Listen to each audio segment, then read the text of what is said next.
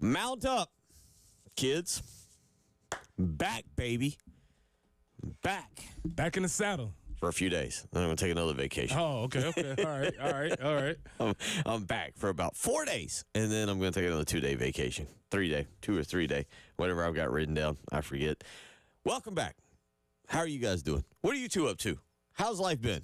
Man, we've been here. You're the one who's been on adventures. We've been right here in the midst of a coaching search, trying to figure out how we was going to stretch this conversation out over a week when apparently we had a conversation that at the end of the day had no bearing on what the decision was. So we just talked around in circles for a week. And then at the end of the day, Coach Tanner decided to pick somebody totally off the list. So that's what we've been doing for the past week. We've been telling everybody how important the list was and why you should listen to our experts and why reporting has said this and these are the guys. And then Coach Tanner said, maybe not. So we were on a cruise. We cruised to the Bahamas, went to Freeport and Bimini, swam with dolphins. Awesome time. My daughter, because we didn't have internet, kept referring to everything as she was off the grid. This is kids these days. Yeah, she's off the grid. Because I didn't pay for the internet. I didn't pay for the internet package. I was like, no, we're hanging out. We're being. You're gonna learn. Off the grid. You're gonna hang. So my daughter, despite being on a cruise, beautiful, being in a beautiful area, beautiful things, my daughter was off the grid. Mm-hmm. I too, in terms of sports, have been off the grid because on this cruise. They had a couple TVs. In your room, you had nothing. HGTV. I'm all into HGTV now. Okay. Love it or list it. Whatever. Great show. One of my faves. Top 3. It's not my favorite show on HGTV, but it is number 4. Cartoon Network, Scooby-Doo. Got totally back into that when I was in the room, if I had to be in the room.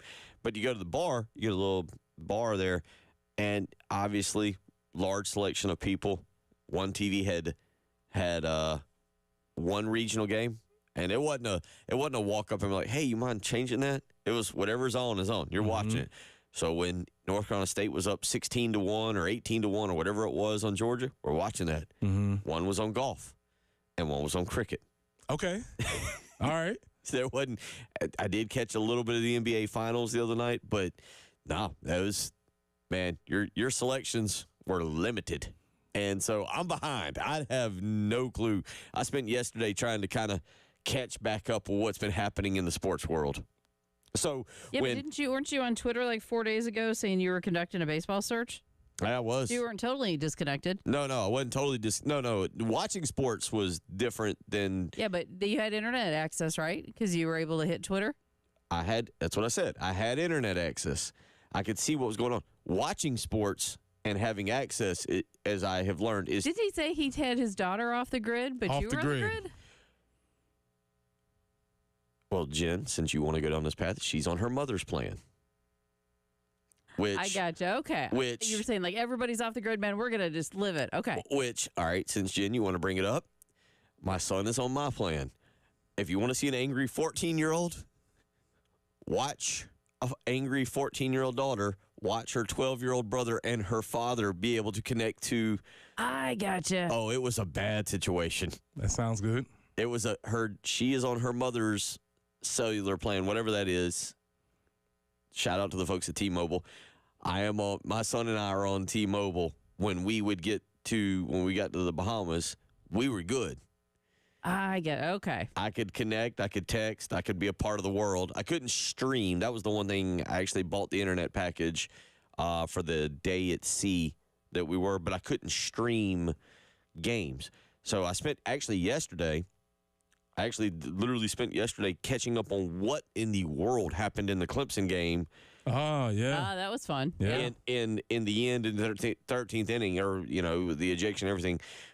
But I could follow everything. I could text. I could be a part of the world. But my daughter could not. And that internet plan brought her back into the world on Monday. Today's Wednesday, right? On Monday. Oh, but yeah, she was off the grid.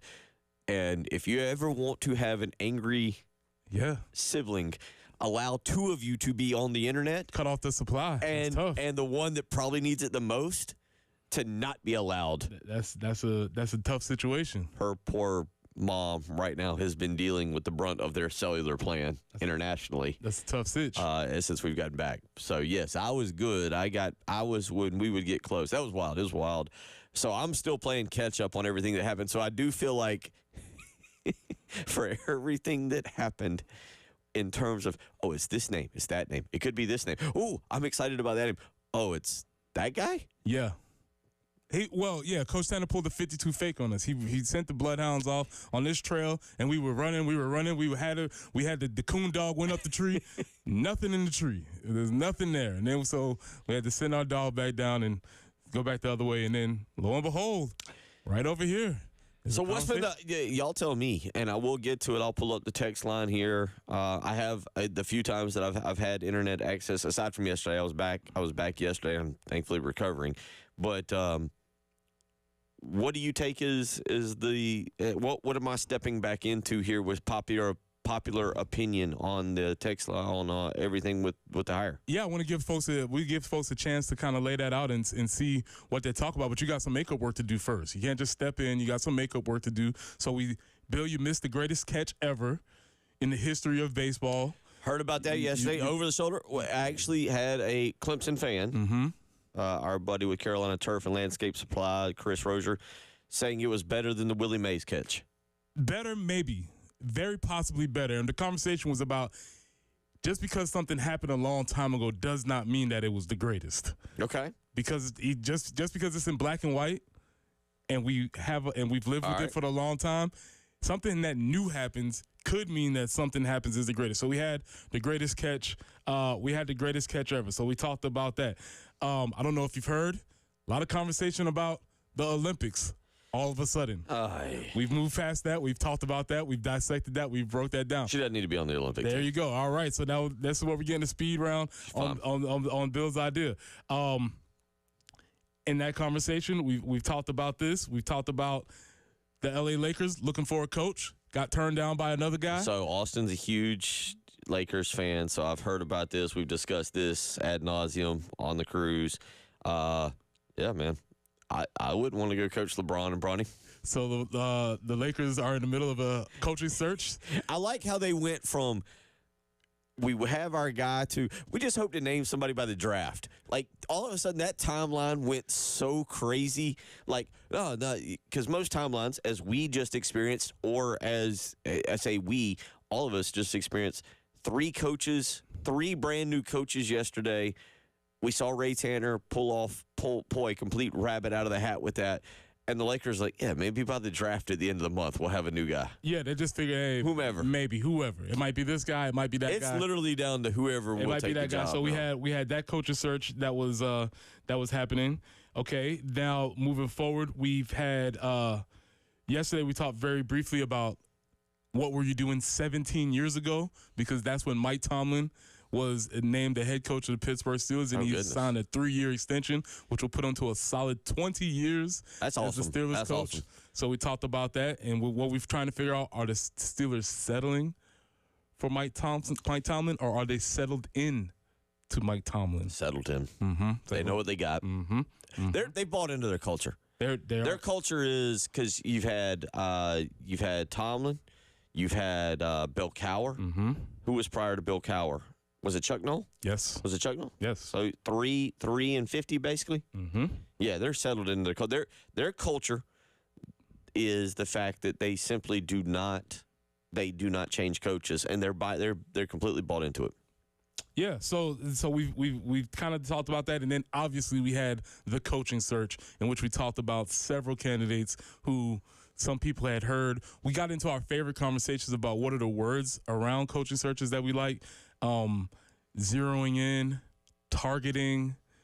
Yesterday, we found out that the Gamecocks were on the verge of hiring folks, moving towards and hire. So we kind of got into what are the key differences between that and the stages of a coaching search.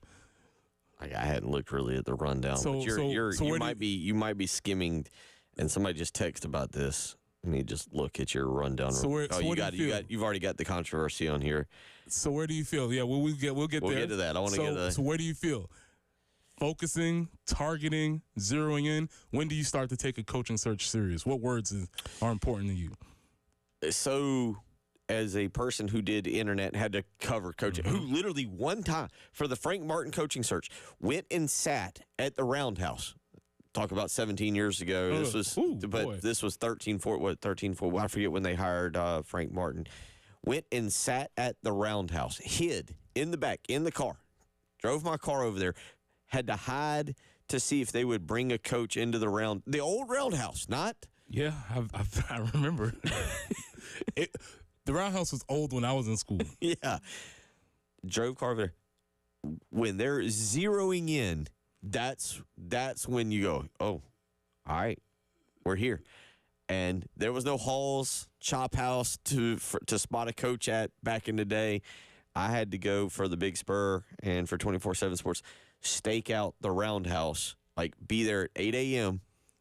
and sit there for 5 or 6 hours, hidden, kind of like. And then I would have to go over to. We figured, I think, what is it? What's the hotel downtown? Hilton. I believe it was a Hilton. I had to go hide there. Adams Mart.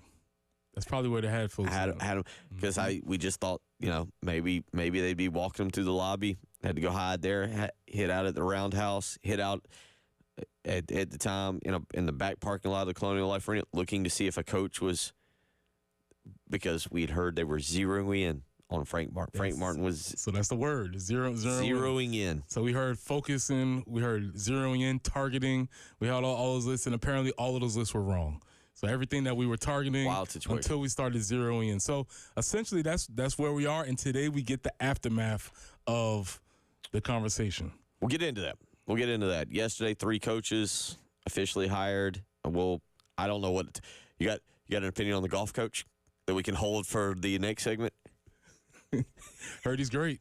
How about Ashley Chastain, new softball coach? Tough loss for Purdue. Tough loss. Well, Ashley, she better strap up because the SEC in softball is serious. Learned yesterday she's engaged. In my reading, engaged, not married, engaged. So congrats to her. She's engaged to the. Do you know this? Yes, I do. The Charlotte baseball coach. Baseball coach. They're going to live somewhere between. Which brings up a whole other question that we can ask from your side of town. Northeast Columbia, not so bad. Where is the proper area to live if you're commuting to Charlotte and to South Carolina? Northeast Columbia. Great Falls? Nah, that's too far. That's not 50. That was my favorite answer yesterday was Great Falls. I was like, oh, okay. 803-404-6100. We'll get into all that this morning. I'm back. I'm back for a couple days, and then I'm going to take another vacation. Be happy about it. 803-404-6100. It's the early game.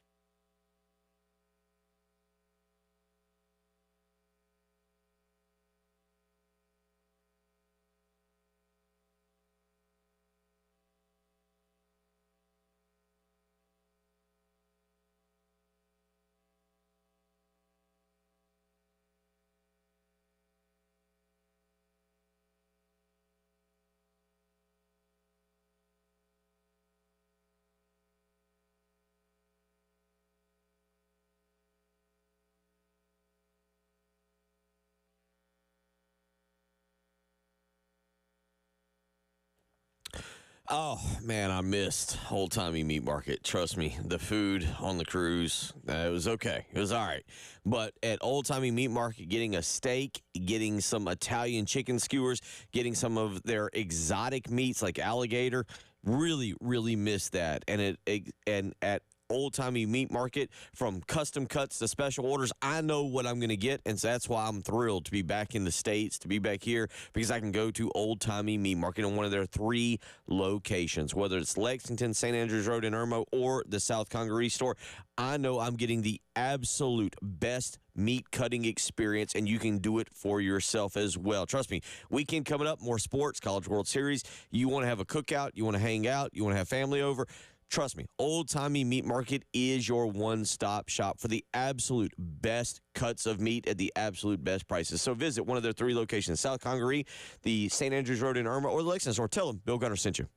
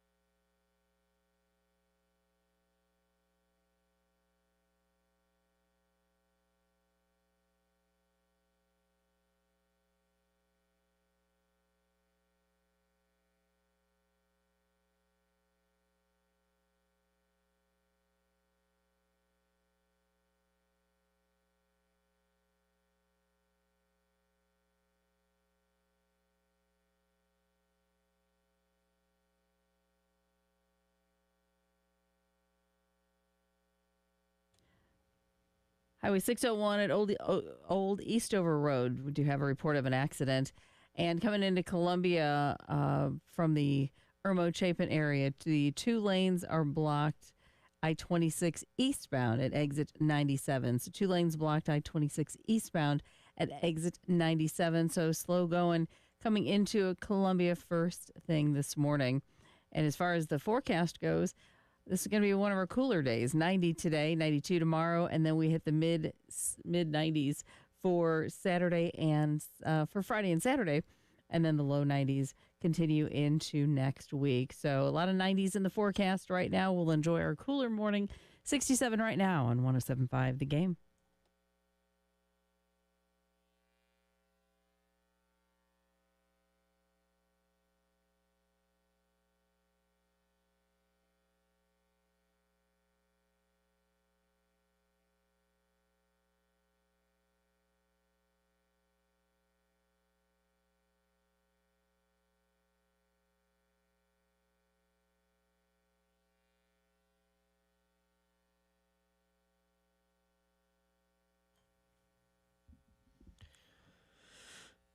$6:19. Get up and get going here. Now it is Wednesday, right? I'm going to mess that up all day. I have zero clue what day it is or what's going on. It's going to take me 2 days to get back into the mood. Then it's going to be Friday. Then we're going to go to the weekend, and then next week I'm going to work Monday and then be off for a few days. And so I cannot promise you. We all know I have enough issues to begin with. I'm going to have a lot of problems over the next few days with actual days and where we're at in the month. Just keep a calendar up. Just keep your calendar. Where are we on our rundown? Well, on our countdowns. Oh, man, 80 days. Update? 80 days until Old Dominion. 80 days. So you remember we started this countdown very long time ago. We are steadily creeping down. 80 days until Old Dominion, 81 days until the Southern 500, 34 days until July 16th, 35 days until 37 days until July 19th. You missed a couple of album reviews. We reviewed Snoop Dogg's Doggy Style. No, I missed that. You missed Doggy Style. Oh. Yesterday, I got pretty deep into the rabbit hole of the Leonard Skinner versus Neil Young beef based on Southern Man and Sweet Home Alabama.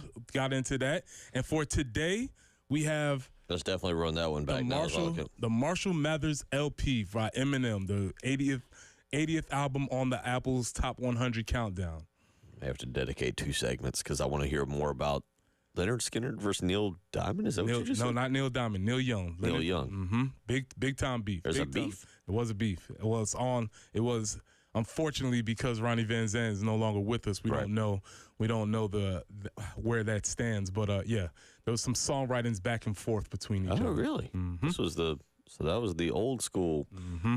School. We were highlighting Neil Young's After the Gold Rush. Who's Drake beefing with? Oh, that beef is over. Yeah, that's done. Oh, I've missed that. Nah, yeah, Kendrick ended that pretty swiftly. They've moved on. Drake waved the white flag, and it was interesting because Neil Young, obviously from Canada, I think he was taking maybe sort of the Drake-ish stand where the people might have been speaking for Leonard Skinner and the crew, like as Visa Kendrick. So yeah. Today we got Eminem, Marshall Mathers LP, falls into my favorite genre of records, the second record where I don't like all this fame, and we'll talk about it. Okay. All right. We'll get into all that. Yeah, so baseball. So we got it solved. I think I guessed Monday is when I felt like the search may come to a conclusion. I feel like it did come to a conclusion on Monday, but officially yesterday, new coaches, all kinds of new coaches, new coaches. And the one that I guess we are most interested in, am I saying it correctly? Paul Mainieri? Paul Mainieri. Paul Mainieri. Okay, That's what happens when you go out of the country. Mainieri. Real quick, I kind of asked in the first segment, but $1.3 million, just below. I'm okay with that. That's just below what I said. I said 1.5 to 1.8. Okay. 5-year contract, $1.3 million to do that. Now, what I like is, and what I'm interested in is, Monty Lee is going to stick around. So the players, the recruits, they kind of got what they wanted. Can you speak to that as a former player? when an assistant is kept, that everybody is championing, everybody is rallying around? Yeah, I definitely there's this idea of having some familiarity because when a new coach comes in, a new system's there, to have somebody that you can point at and look to as, your stabilizing force, that obviously is important. And you saw yesterday on social media, you start to see the players giving their making it Twitter official, I guess, because you had several players tweeting out "Go Cox, home," blah blah blah. So I'm assuming they're all on board with the staff changes that are happening. But that is something that you want to have a face that is familiar with you. What stands out to me is the amount of money that South Carolina is spending on this, and I think it's impressive. I talked a lot about that last week. $550,000 to Mainieri, $1.3 million to Mainieri to come in and be the head coach. You get what I have read. I don't know. I'm not going to pretend to. Terry Rooney is supposed to be this ace recruiter. You get your 66-year-old coach. Speak to having an older coach. You had that with Lou Holtz, who came in and revived a program, who built excitement in the fan base. But behind him, you have what I am being told and I'm reading is two ace recruiters that essentially means Mainieri doesn't have to go out and recruit. Yeah, there's a big difference. You got to have some folks that are in the field and some guys that actually like doing the dirty work of recruiting, going to the camps, talking to the prospects, sitting behind the radar gun, all of those things that probably Paul has aged himself out of. It's like, I don't think I'm doing all this, especially with all the changes that have happening. That's probably not his thing, but if you can send your soldiers out and let them canvass the lay of the land, that's probably what you needed. You needed that balance. And, I was thinking I've only played for old coaches. I played for John McKissick, who was not spring chicken when I played for him. And then I played for Lou Holtz, who, by the way, when he was hired, 62, Paul Mainieri, 66. So very interesting how aging and ages work, because Lou Holtz hired at 62, might as well have been 82. There hasn't been much of a difference between what he was and what he is. Paul Mainieri, I'm not sure if this is a thing. Some people are calling it a young 66. Yeah. Don't know what that means. Don't think that exists. But it's in. We heard people saying 60's the new something. Whenever I got new 80, 60's the new 80. Yeah, no. Whenever you say it's the new anything, no, that's not true. Because what's the old Jay-Z? 30 was the new 40. 30 was the new 20. 30, yeah. No, it's false. 30 is 30. Of albums, yeah. 66 is 66. So there are things that come with age, but along with age comes experience and wisdom. Me personally, I think it's a great hire. I do wonder if this is part of a plan to continue to hand off to Mainieri. There was a time last week I felt like the plan was that they wanted to give the job to Mainieri, but they just couldn't. They couldn't figure out a way to sell that. There is a portion of selling it to your fan base, and I feel like they couldn't do it. If Mainieri can come in and win for 6 years, contract's 5 years. If he can come in and win for 5 or 6 years, let's just hypothetically say if he coaches for 9 years. 9 years is a long time. Yes. It's a long time. Yes. He would be 75. Remember, he doesn't play the game. Lou Holtz didn't play football. Yeah. Lou Holtz could coach football, had the brain to coach football, probably still in his 70s. Baseball, I think, is different. Paul Mainieri can coach mentally into his 70s. Maybe. We're not asking him to field at shortstop. We're not asking him to throw a curveball. We're not asking him to cover center field. As long as he has assistants. And to be honest, Steve Spurrier taught us that, right? If you got the assistants. He was 59 when he got hired, by the way. Right, Spurrier. Mm-hmm. But I'm saying the thing with Spurrier was when he had his assistants, he was great. When he didn't, it was questionable, right? Yeah, there was a difference. There was a difference. Paul Mainieri, as long as he's got his assistants. So my question is this the handoff to Mainieri? There's a possibility. Get in there, super regionals, get me to a College World Series, maybe win a championship. I don't know. and then look at Monty Lee and be like, all right, take it over. Again, as we stated, that was the succession plan for Lou Holtz, and that was what he had in mind. Obviously, Mike McGee had different things in mind. When he came in, he won the first 3 years. He was ready to hand it off to Skip Holtz. I think that would have been a good transition. Do you? Yes, absolutely. I think it would have worked. You think that's a whole other conversation for a whole other day of how you think that, where you think 23 years later, 21 years later. Yeah, I think it would have worked.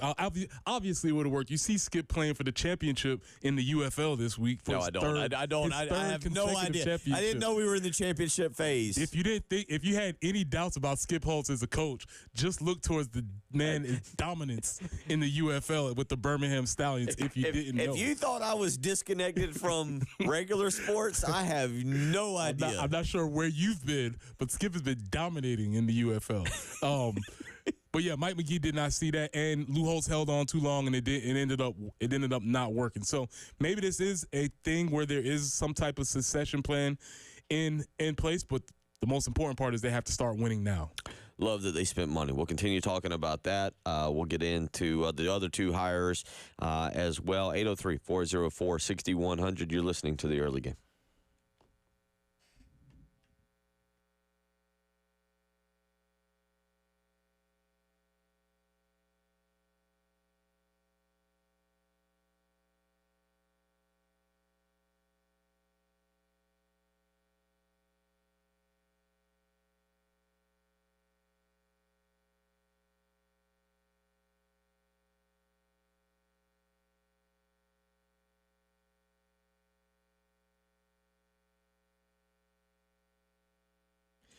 Bill Gunner for Corley Pool Solutions. That's right. Tracy Corley and his team, they are the gurus, all of them. They know exactly what to do to make sure your pool is looking beautiful here in the summer, in June and July, because whether you want to use it and jump in or whether it's just beautiful background during a summer night cookout, your pool is part of your property, and they believe, Corley Pool Solutions believes in providing the absolute highest quality swimming pool service at the most affordable price to you and your family. So give them a phone call today and line up that maintenance. 803-445-8109. Again, that's 803-445-8109. They have flat rate pricing, including all of the chemicals. You know exactly what you're paying for. There's no hidden costs, no hidden fees. You know what you're paying for, and you know the kind of service you're getting. So call Corley Pool Solutions today, 803-445-8109.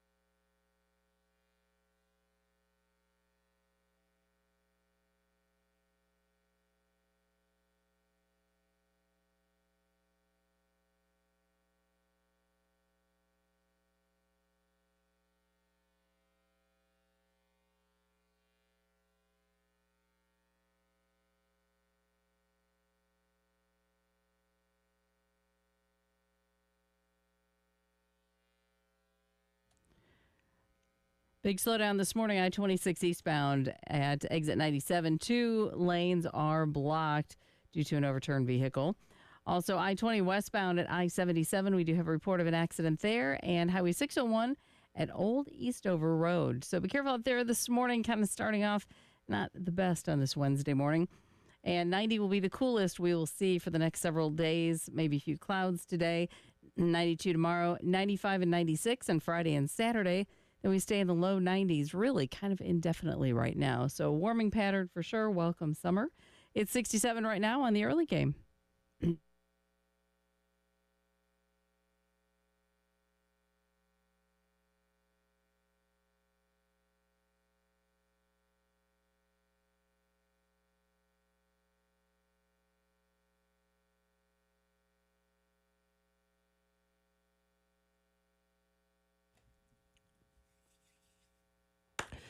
We'll definitely talk about the schedule, South Carolina's football schedule. I might be in a good mood. I might be in a really good mood. We'll talk about that. But talking about Bill was on the scheduling committee, maybe. they had a hard time tracking me down. Some texts didn't go through. It was that service that we were talking about, but we'll talk about that. But right now, talking a little bit about Paul Mainieri and also Ashley Chastain, new softball coach, Rob Bradley, new golf coach. What a day for South Carolina athletics, by the way. I mean, just what a day in all, hiring 3 new coaches. I don't know if I've seen anything like that. Yeah, well, not just three head coaches and then assistant coaches, and then there's going to be staffs and all types of. I accused Coach Tanner of having too many tabs open on his laptop earlier in the week. I said, "Hey, man, you got a lot going on. Can we focus on things?" But you know what Coach Tanner told me? I got this. You sit back on your little morning radio show and run your mouth. Let me hire coaches, and he did it. No, and the thing about this, we will judge it in 3 or 4 years. And he might have knocked it out of the park. He might have completely knocked it out of the park, or he might have I don't know. He might have whiffed, but all the credit to him and his team. Chance Miller, who I know is now in the running for the Coastal Carolina athletic director job. Interesting there. I don't know what to think about that. Oh, I do.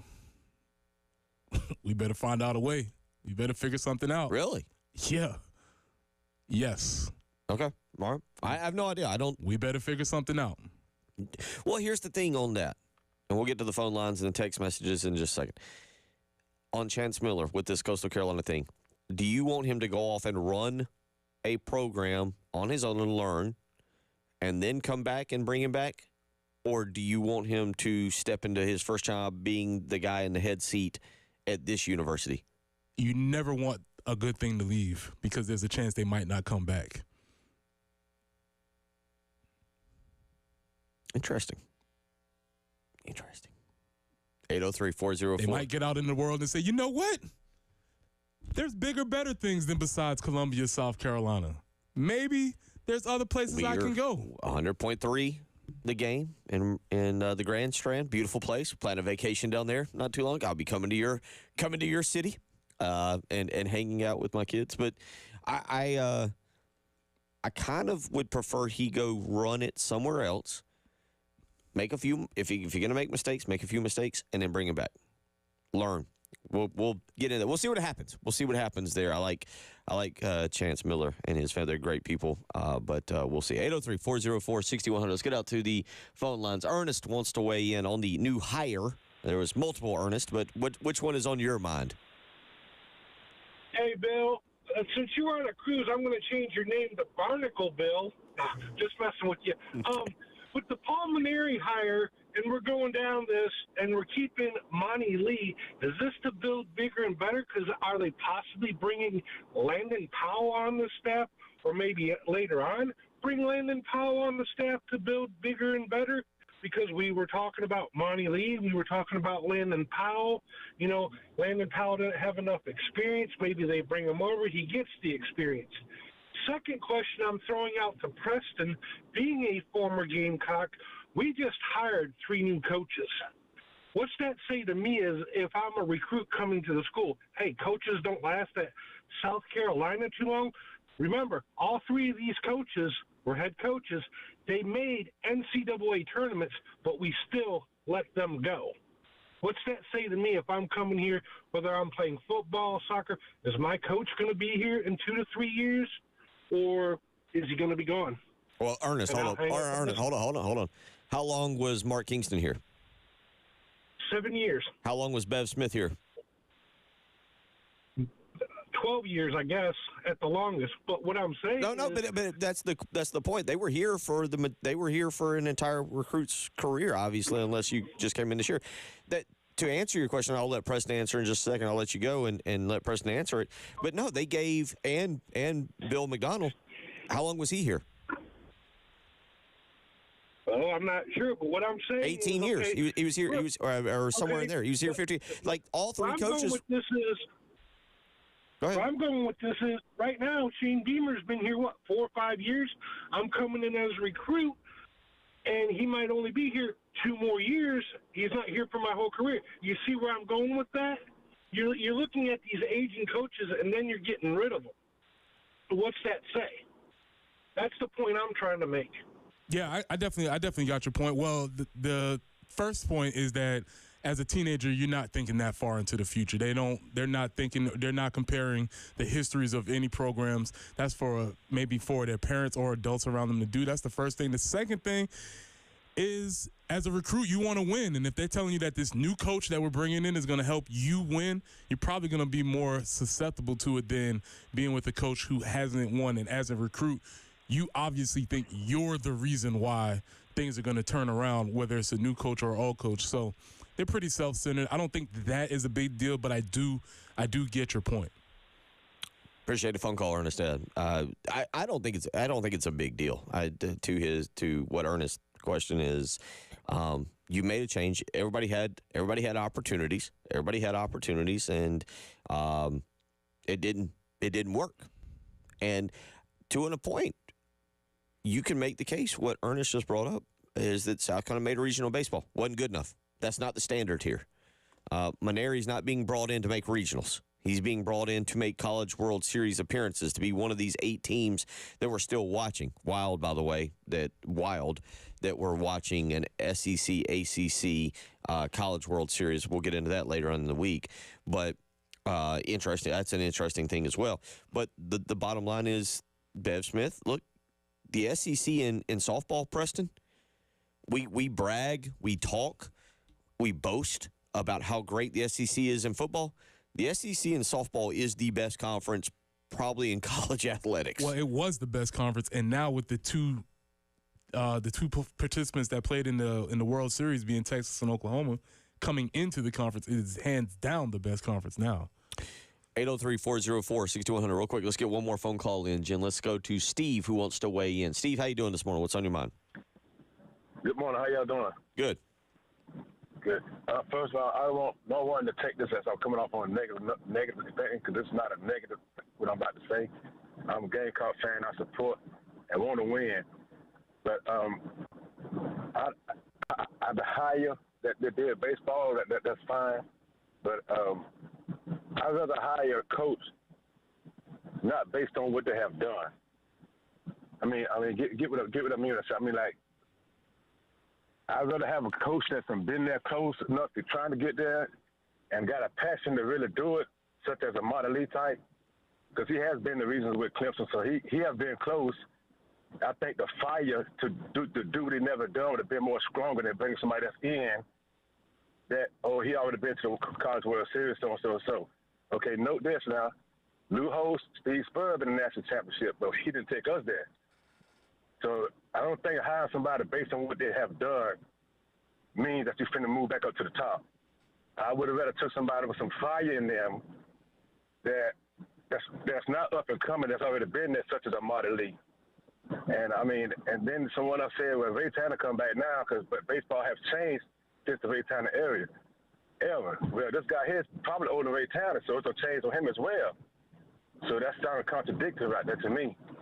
So all I'm saying is, hire who you feel is the best coach, not based on what they have done. That's the point I want to make. Thank you. Appreciate the phone call, Steve. We'll get into that. And Eminem. Which album? The Marshall Mathers LP, my favorite genre, the second album where things go terribly wrong for the person who just wanted to be a rapper. We will discuss both when we come back. You're listening to The Early Game.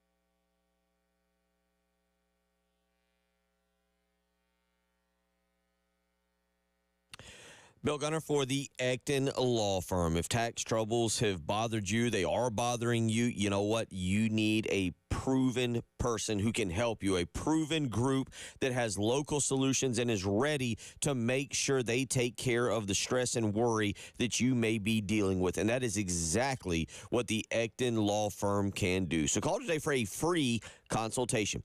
803-771-9800. Again, it's 803-771-9800. Whether you're here in Columbia, whether you're in Florence or Myrtle Beach, the Acton Law Firm has a local team dedicated to resolving your income or business tax issues for good. They understand the challenges you face, and they're ready to help you and create a stress-free life. So call today for a free consultation. 803-771-9800. Call the Acton Law Firm. Tell them Bill Gunner sent you.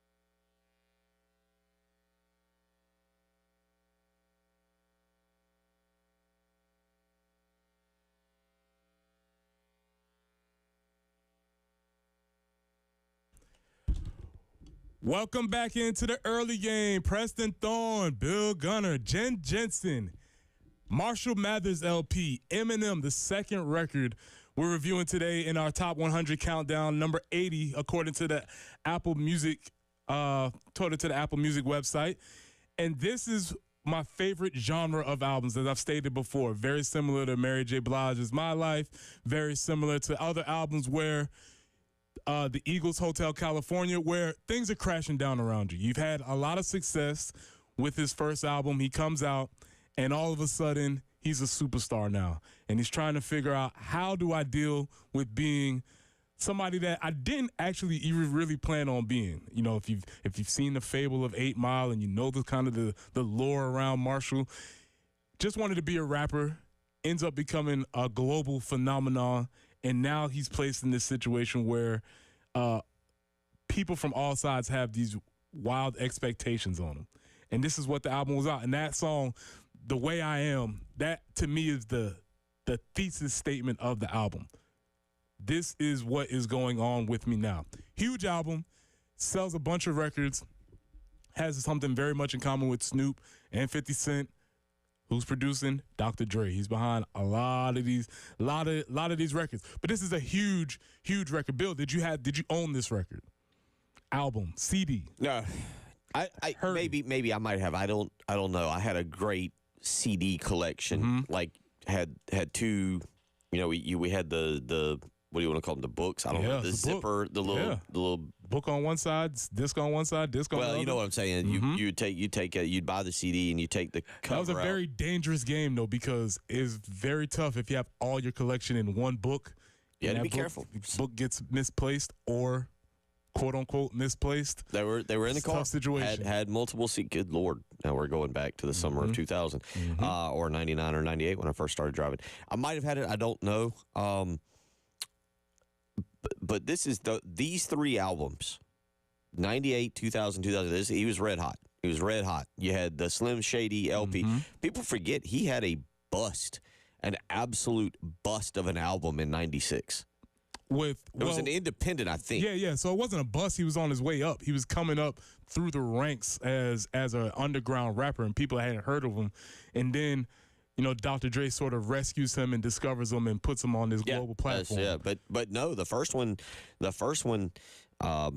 Infinite, I believe, is the name of it, was a bomb. No, I mean, have you ever listened to it? Have you gone? Yeah, I've heard it. That was not gonna be on your list, by the way. Yeah, no, Infinite's not gonna be there. I've heard it, but it's on the way up. He's ascending. And so then he comes out with the Slim Shady, creates the Slim Shady character. Yep. Everybody thinks he's these crazy, goofy kids. He dyes his hair blonde. Everybody, oh, that's the guy. And the whole prefaces of this album is, I know I'm on TRL, but I am not NSYNC. I am not Britney Spears. I am not Christina Aguilera. I am somebody different. And that is the conflict that drives the album. This is an interesting text. I'll read this one. I think Joey, he says that CD, I think he's referring to Infinite. Mm-hmm. I had to look it up real quick. Infinite. He says that CD was off the chain. Bill's a square. He doesn't know. Yeah, I mean, a lot of I wouldn't know. A lot of people When he changed, and this, I thought, I wasn't as crazy about this one. I thought if you had me to rank the three, the Slim Shady LP, the Marshall Mathers LP, and the Eminem Show, this would be third. They were all good. They were all, because I mean, this is May. I was looking, because this was hot. It was released May 23rd of 2000, which for us, for you and I don't know if you did this, prime time. That was high school beach. I graduated. No doubt. I remember going to Edisto for sure, playing that album. Yeah. Yeah, and the thing about that album... Wild and Crazy in Edisto, huh? I was in Myrtle Beach for graduation week, so we were playing two separate games on that one. For sure. But the thing about that album is, even when you go back and listen to it now, there's obviously some shocking language, and it's definitely grating as an adult. You hear it as like, I don't know if he wouldn't make those choices now, but he was young and he was being brash. And I think the really interesting thing about that is, you know, between the Slim Shady LP, where it's sort of bizarro world, and he's kind of coming into this character where on this particular record, he's like, oh wait, what have I done? What did I create for myself? And that's kind of the thing that he battles throughout. That's the through line of this album is, hold on a second, maybe fame is too much. And the cool thing about Eminem is that we get introduced to his world. We know his mother, fortunately or unfortunately. We know Kim. We know Haley Jade, who's grown up and married now. Yeah. It was interesting listening to that album. You hear her talking as a baby. And so you hear those things. My favorite album from Eminem is the Eminem Show. I think that's when he really comes into his own as a serious songwriter. But this is a very, very strong work. And again, I think it's really, if you're trying to understand 99, 2000, if you want to go back, like, what was that like? I do think it's a interesting piece to I'm with you on the Eminem show. That was where he like exploded. That was college. That was college. Looking real quick, Eminem show was released because I feel like that was another May release for him. So going into 2003, or excuse me, the late 2002 season. And I sadly have a relation with football season and tailgating and our parties in college. Feels right. Yeah, but interesting. We'll get into all that. Speaking of football, we'll talk about the fact that times were released yesterday. How you feel? I feel great, man.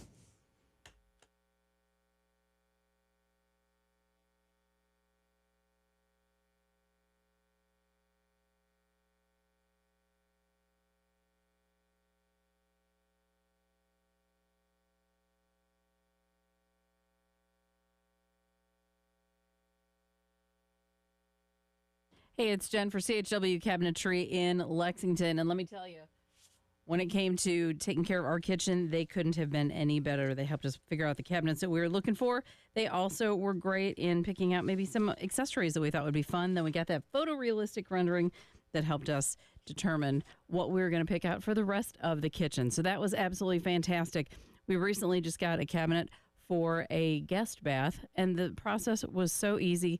Installation was fantastic. They also can help you update your closet in your bathroom. They can help you get rid of hanging racks. They can make your pantry more functional. If you have a workspace at home that you want to create, they can help you do that too. So many options. I encourage you to visit them today, chwcabinetry.com, or give them a call at 803-520-6837. And of course, be sure to tell them Jen Jensen sent you. CHW Cabinetry, passion from inspiration to installation.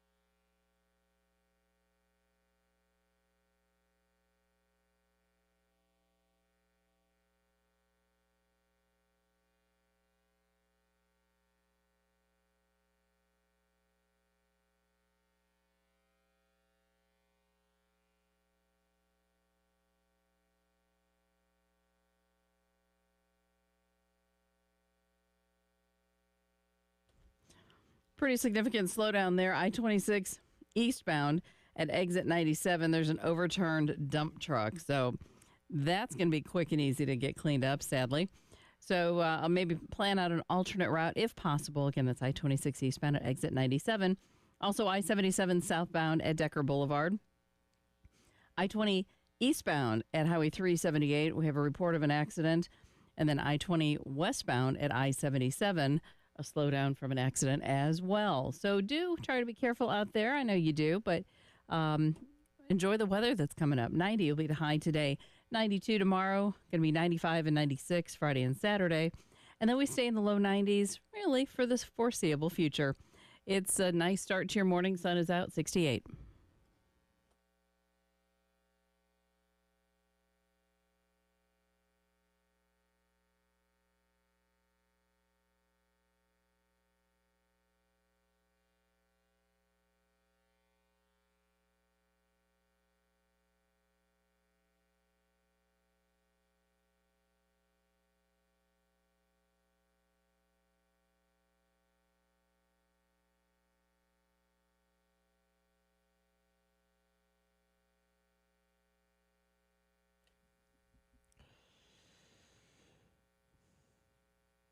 Hour 2, and I'm back, baby. I'm back for a few days.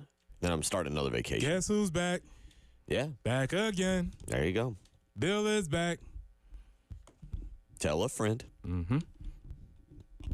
There you go. Yeah, I'm back for a few days, and then I'll take another quick vacation, and we'll get a countdown will be on. What do we got? What do we got? We got 80 days. 80 days until Old Dominion. We are winding down quickly. It's one of those things where, like, again, think about it like your phone battery. Oh, I got 100%, no problem. 80%, no problem. 20%, what Gotta happened? be ready.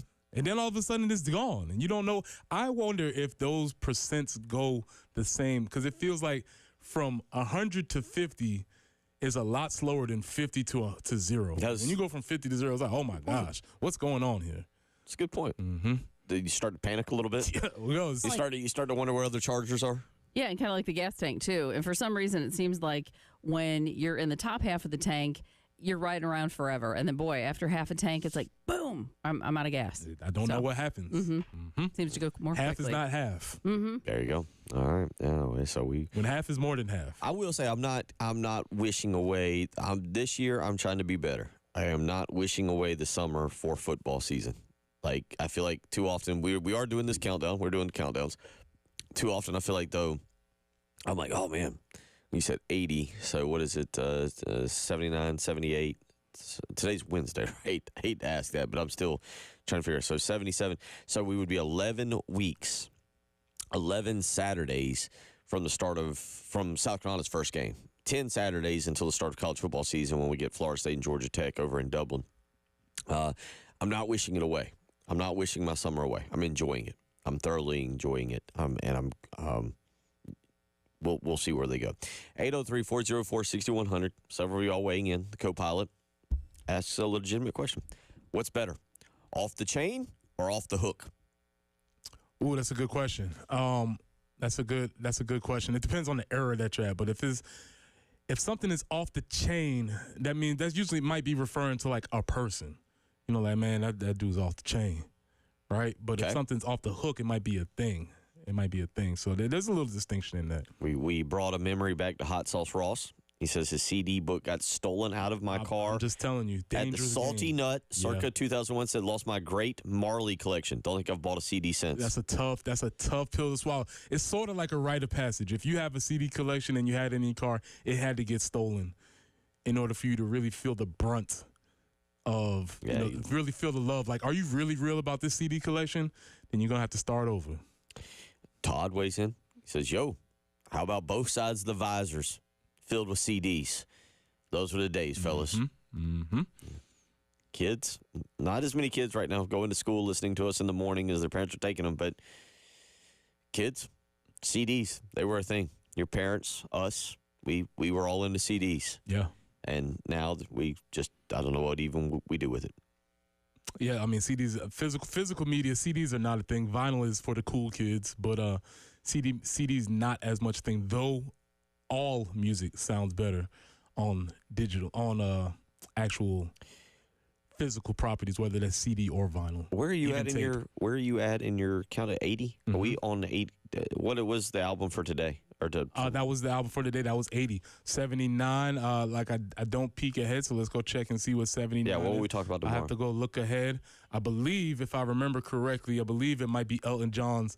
Oh, that's a change. That's a Yellow curveball to Yellow go from Brick Eminem Road. to Elton John. Yeah, I'm really excited about that. I have a CD story behind that, but that is something that I do have. Yes, Goodbye Yellow Brick Road by Elton John will be tomorrow. That'll be tomorrow. Super excited about that. Okay, yeah. I've got to think the M&M show is going to be. We're gonna be coming back to that. As I look at just without me cleaning out my closet, Superman and Sing for the Moment. 4 releases on that album. I'm thinking we're coming back. We will be circling back to the M&M show at some point in the next 79 albums. 803-404-6100. We've talked a little bit of music. We've talked a little bit about the hires yesterday. South Carolina appointing 3 new head coaches yesterday. Men's golf coach Rob Bradley being named as the new men's golf coach. Ashley Chastain being named the new softball coach. And maybe what most people are discussing is the new baseball coach, Paul Mainieri, being named with a $1.3 million contract. I'm good with that. I think it shows me something. We'll talk about that in a minute. We'll also get into the South Carolina football schedule times as well. Very interesting there. Let's get out of the Love Chevy phone lines, though, where Ray wants to weigh in real quick on the baseball hire and spending money. Ray, how you doing this morning? What's on your mind? Hey, good morning. Good morning, folks. Yeah, I'm real excited. I'm hoping tomorrow's kind of like a new beginning.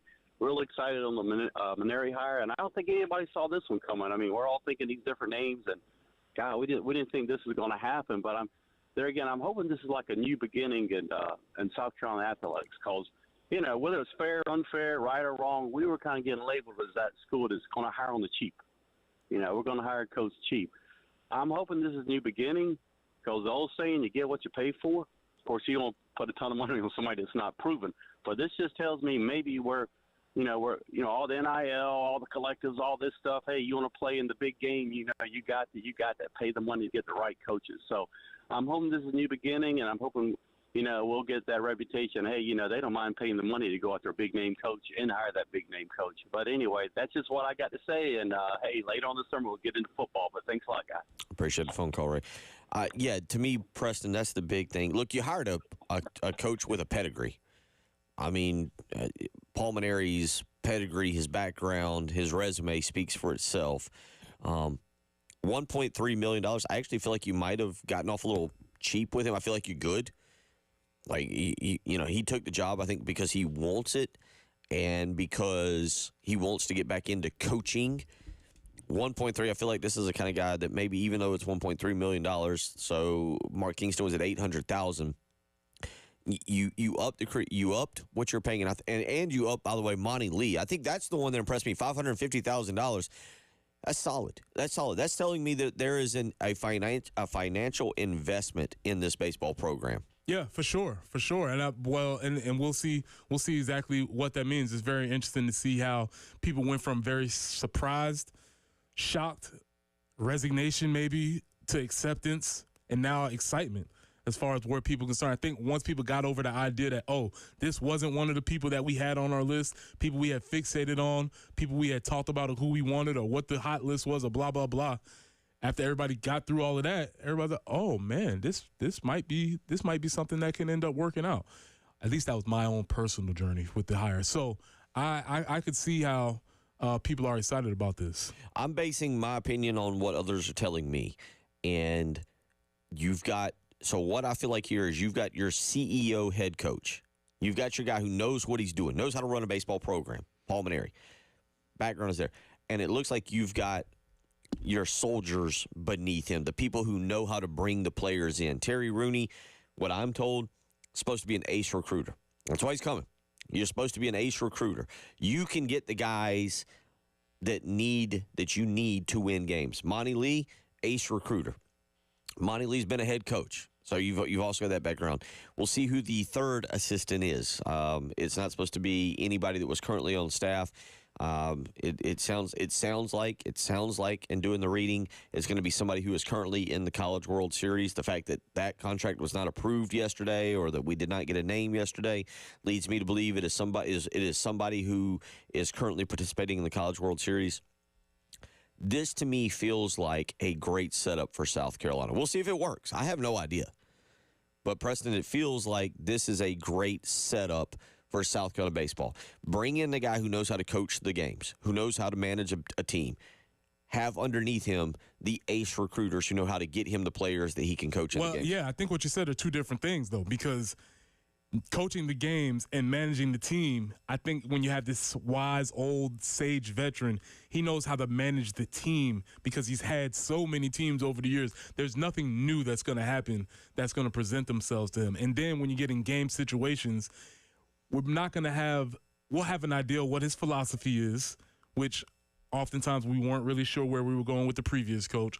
We'll have a concept of what he's trying to attempt, what he wants to do, and because he's honed and trained himself to have that skill. So I think in both managing the team in the off the field things and actually being on the field in game situations, I think is a plus and an upgrade. This is, let's hear what, real quick, John Whittle, who covers South Carolina baseball better than anybody in this market. John we've had him on this program when he wakes up in time.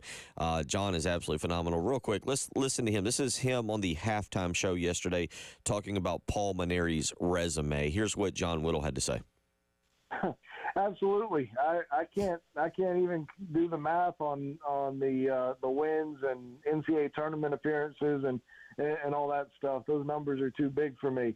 But he's national champion runner-up. 5-time College World Series, SEC tournament championships. I think it's 6 of those maybe. Regular season championships in the SEC.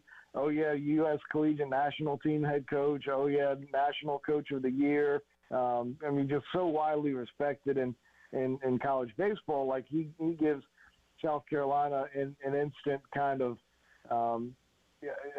general, for lack of a better word, to take over this program and try to get it back to a little bit of consistency, which was certainly, a highlight for him at LSU and Notre Dame before that. I mean, they were consistently really, really good. And, South Carolina, ever since Ray Tanner left the dugout to go into the AD chair, has just been a roller coaster ride. Some years have been really, obviously no Omaha appearances. Some years have been really good going to super regionals, and there have been some really bad seasons there in between as well. So it's just been up and down for Gamecock baseball ever since Ray Tanner left, and Mainieri certainly stabilizes it. Your thoughts when you hear that? This feels like a Lou Holtz hire. I really go back to your time, Preston.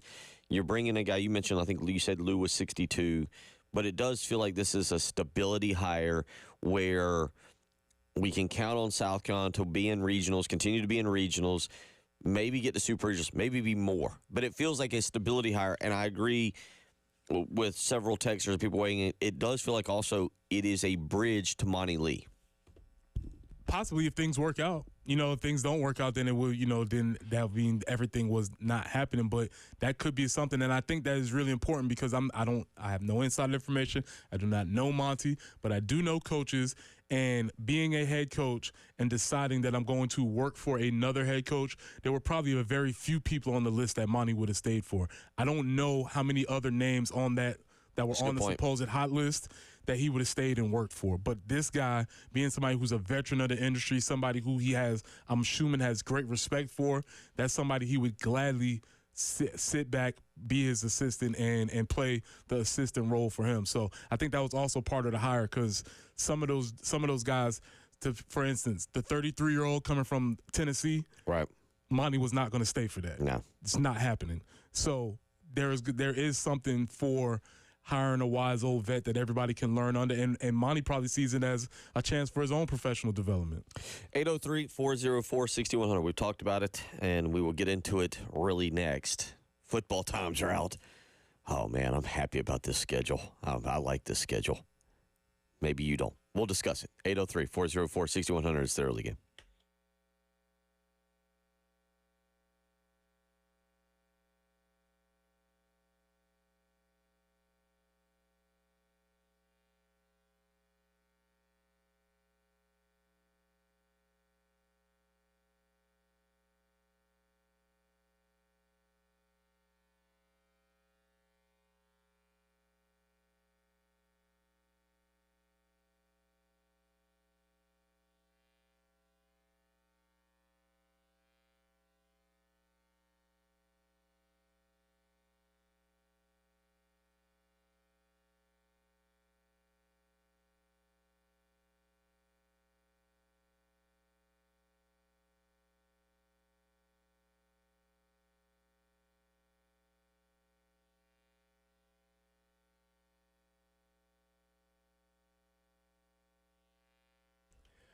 Preston here. Let me tell you about my friends at Absolute Glass, the premier glass company of the Midlands, offering auto, home, and business glass repair. So if your glass is damaged, shattered, cracked, or broken, they can handle the job. If it's a cracked windshield, no problem. They'll come out to your location and replace it for you, usually for free, and they'll work directly with the insurance company to take away the headache. Yes, they will come out to wherever you are, give you a quote, and take away the headache when they complete the job. Now, if you're at home and you're looking to increase the value of your home with new windows or mirrors, Absolute Glass will come out and take care of that for you too. Windows, mirrors, shower enclosures. I say it all the time. If you can see through it, Ray and Marianne at Absolute Glass can do it. So check them out online at absoluteglassinc.com. That's online at absoluteglassinc.com.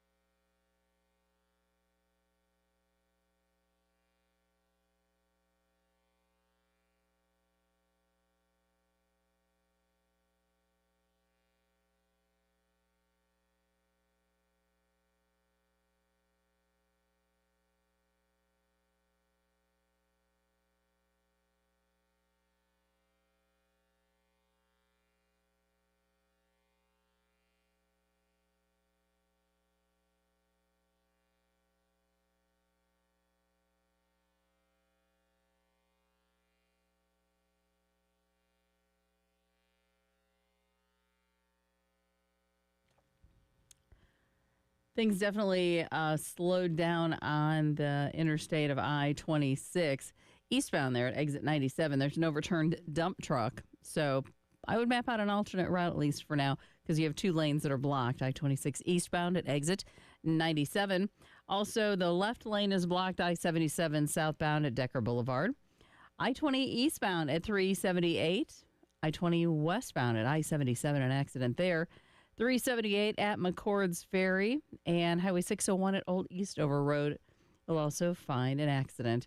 And we are looking for a high today of about 92, about 90, 92. Then it'll be 92 tomorrow, 95 and 96 for Friday and Saturday, and then really staying in the low 90s for the remainder of the week.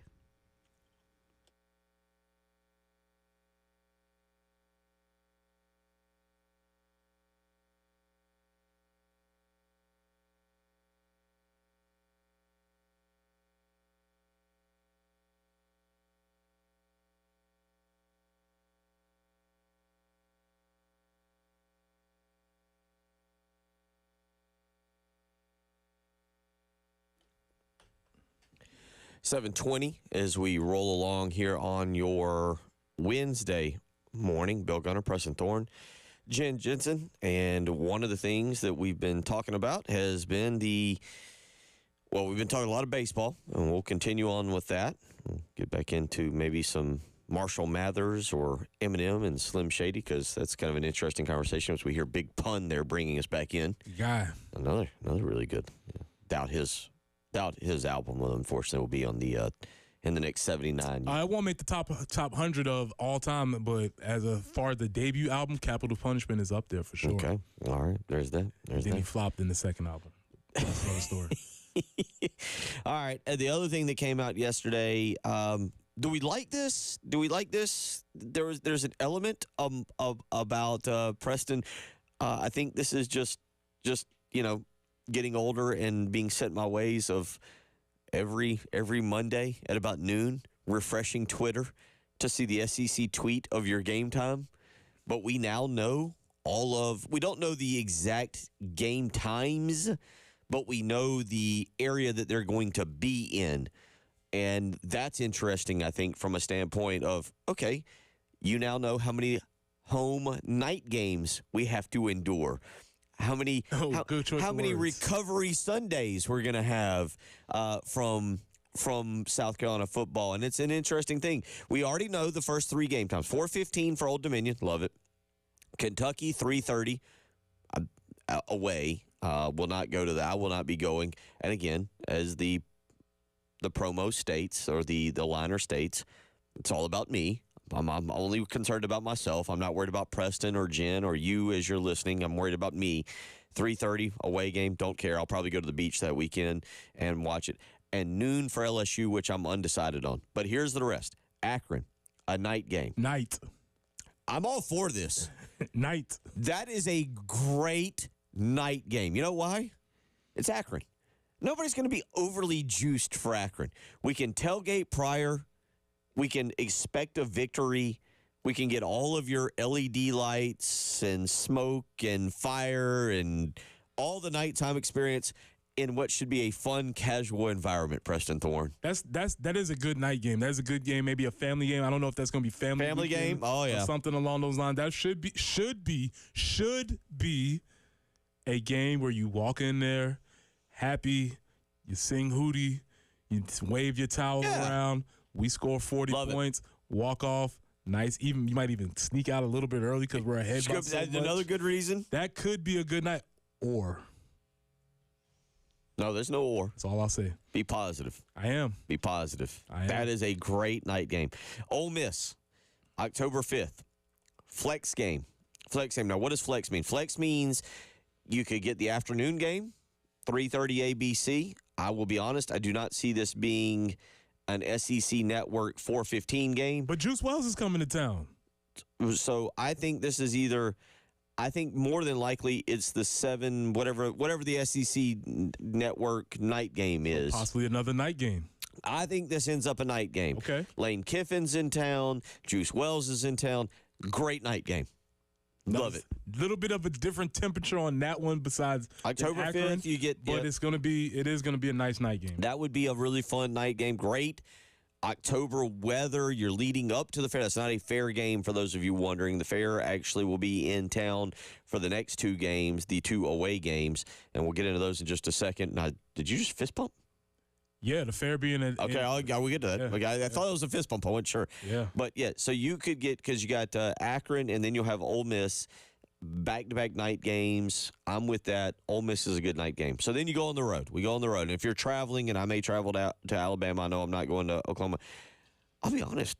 This is as good as you could ask for, right? Alabama at noon. It'll be an 11 a.m. kickoff. Nick Saban complained about his fan base not being there and giving up 4 noon games. I'm just circle that one. Okay, I like it. Circle it. I like it. Circle it. You get Alabama. Alabama. By the way, for those wondering, it'll be 2 weeks prior. That's October the 12th. That is a fair week. Also, on top of that, as far as SEC environments, Alabama undeniably one of the weakest. It is. I've been there. As an environment, it's milquetoast at best. They just happen to have really good teams. They're phenomenal. Yeah, But the environment, they show up for 2 games. LSU, Correct. when LSU comes to town and when Auburn comes to town, and they'll show up for Georgia. They'll get fired up. But you're exactly right. They will. That is for South Carolina and Preston. I've said this. I think when you look at game times, sometimes that plays into what I think can be a win or what could be a loss. That game will be a noon game. It is set. It is dead set for 12 noon, which is 11 a.m. Tuscaloosa time. I'm just saying. Circle that one as South Carolina caught a huge break. Agreed. Probably still a 2-touchdown underdog. The following week, you go to Norman. October 19th, you go to Norman, and it has already been set as an early game time. Now, again, I will not be going, so no impact on my life whatsoever. I'll watch it whenever it comes on. And early means between 12 and 1. Right. So even then, if you get the noon game time, if you're rolling along, if South Carolina hypothetically is sitting at 4-2, let's say they've lost to LSU and they've lost to Alabama. Let's go. If you're 4-2 and you get the early ABC game, that's another 11 a.m. kickoff. That's in favor of the visiting team. Mm-hmm. Love it. Love it. Texas A&M rolls into town. There will be a bye week in between. Saturday, November the 2nd. Texas A&M rolls into town. Night game. Love it. Big fan. Sign me up. Last time Texas A&M was here, night game.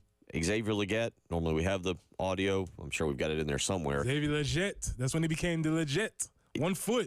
It was a big play. Ran it back. Big night game. November the 2nd.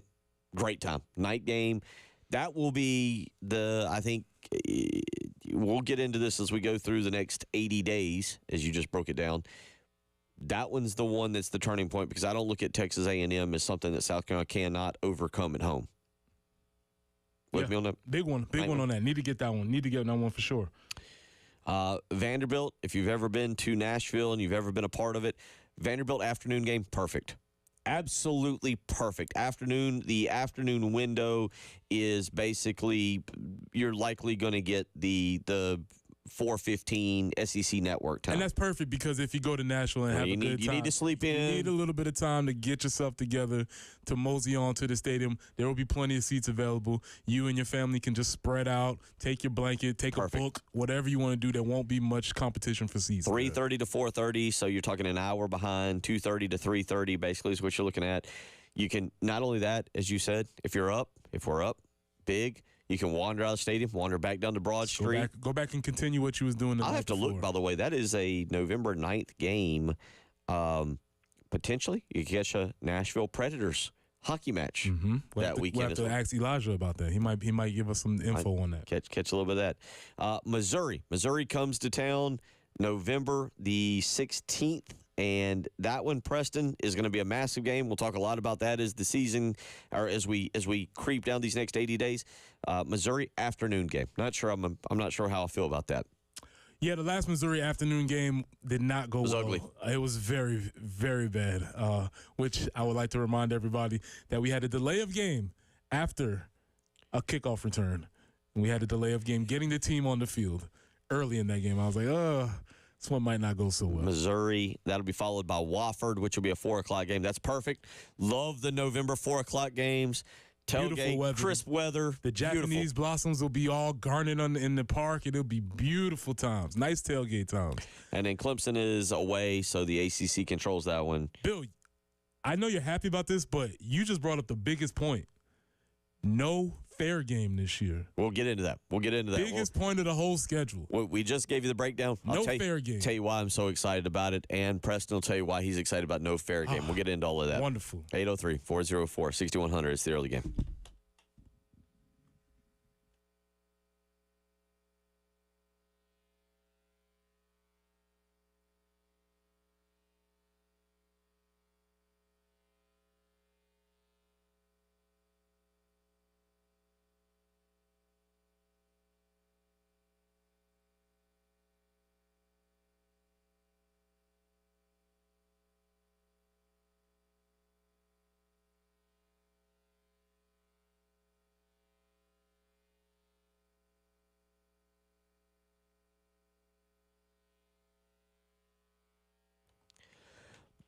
Bill Gunner for the Mortgage Guru, Jacob Crowder with First Palmetto Bank. As we roll into the back half of the year, we're getting there. We're going to it's crazy to think about how just a few more weeks we're going to be rolling into the back half of 2024, and you've probably been thinking about doing something with your home, whether you're refinancing, whether you're thinking about purchasing, whether you're thinking about building a home.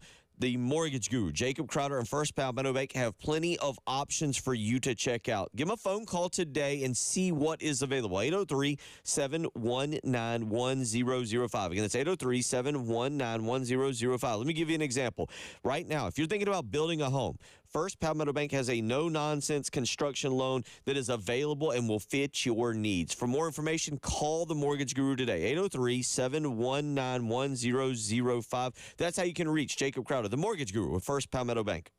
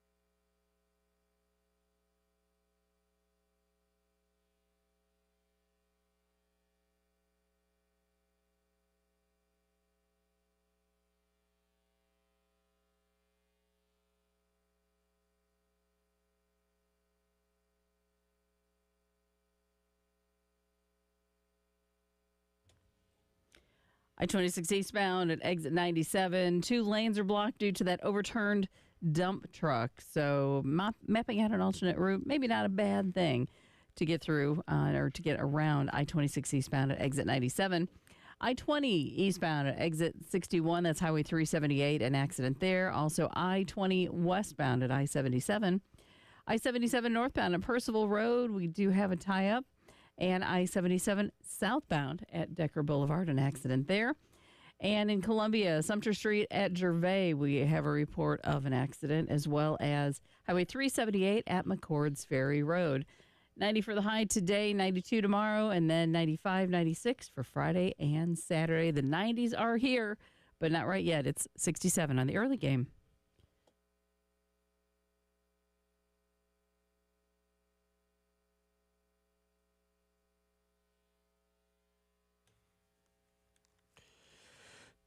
$7:35 as we roll along here talking about baseball hirings. Paul Mainieri, new South Carolina baseball coach, will continue down that path, but also talking football scheduling, dates. Preston Thorne thrilled. No fair game this year. The biggest revelation that I just had, I looked at the schedule, but I didn't put the dates together until you said that. That's a game that is a hassle every single year. Really? Yes, to get in the game, to get out the game. Are you trying to leave early? Parking, people, whatever. Get it out of here, move it.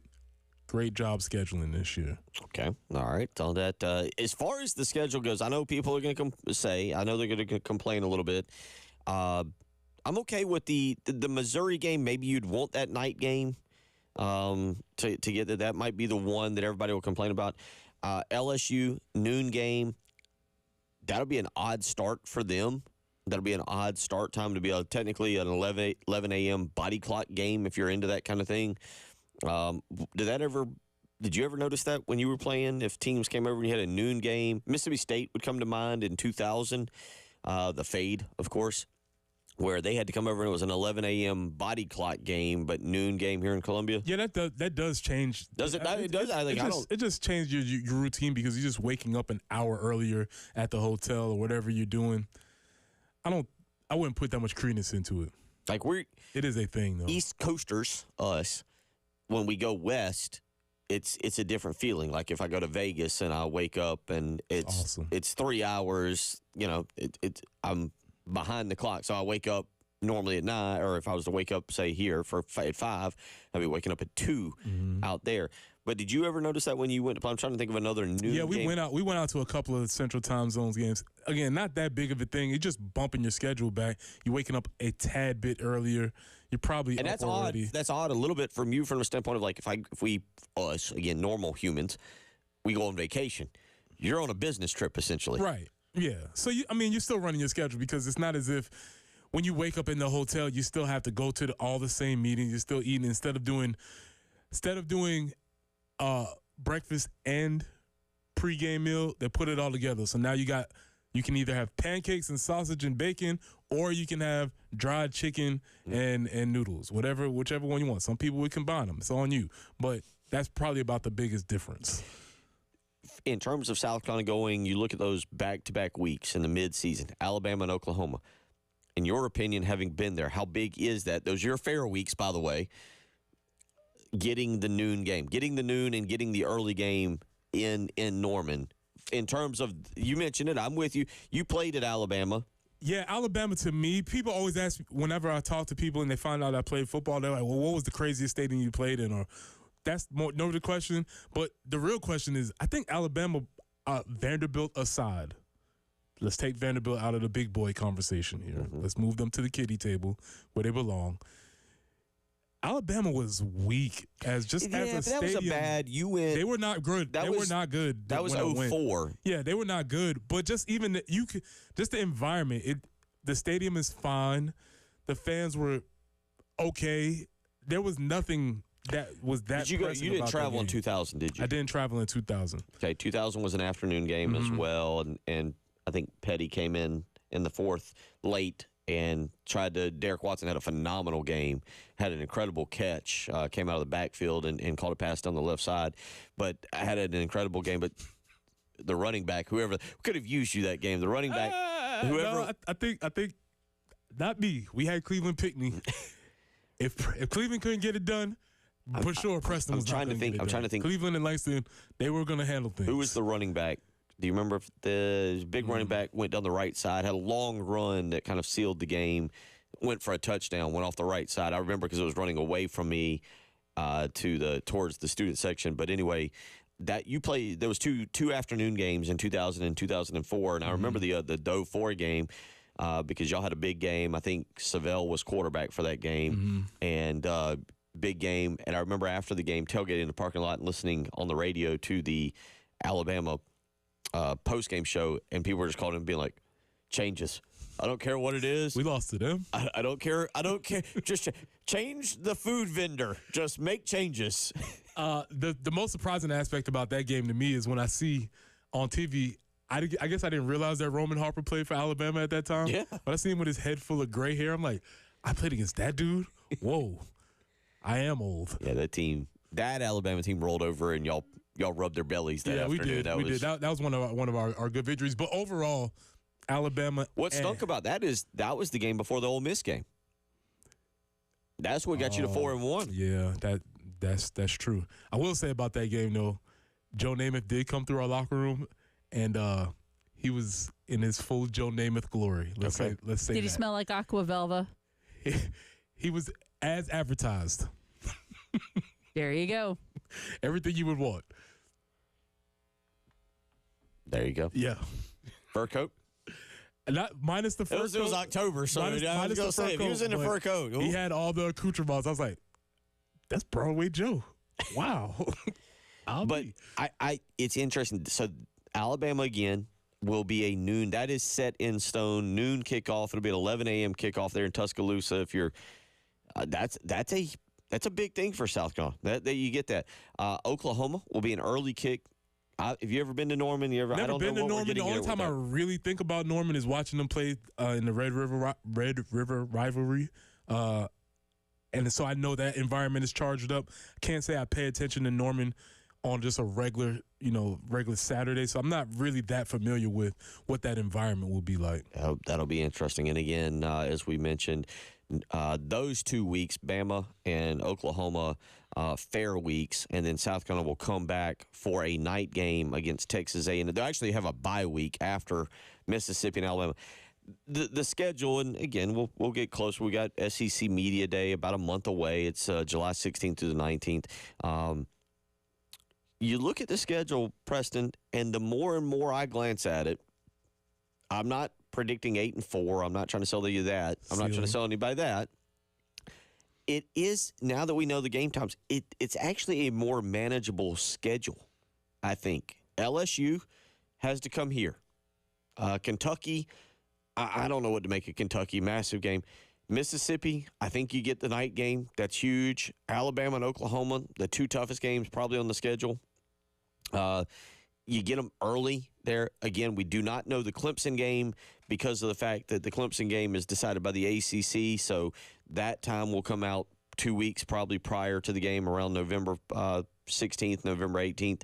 But it's the schedule, when you get these game times, Preston, I think it's a little bit easier. From a fan perspective, I love it because Good. I love. I'm glad we're on the same page. Yeah, from a fan perspective, I love it. From an athlete perspective, I don't think it matters as much. I know the people in facilities are probably extremely happy to know what they have to deal with on a week-to-week basis. But it's still odd looking at a SEC schedule, not seeing Georgia, Florida, Tennessee.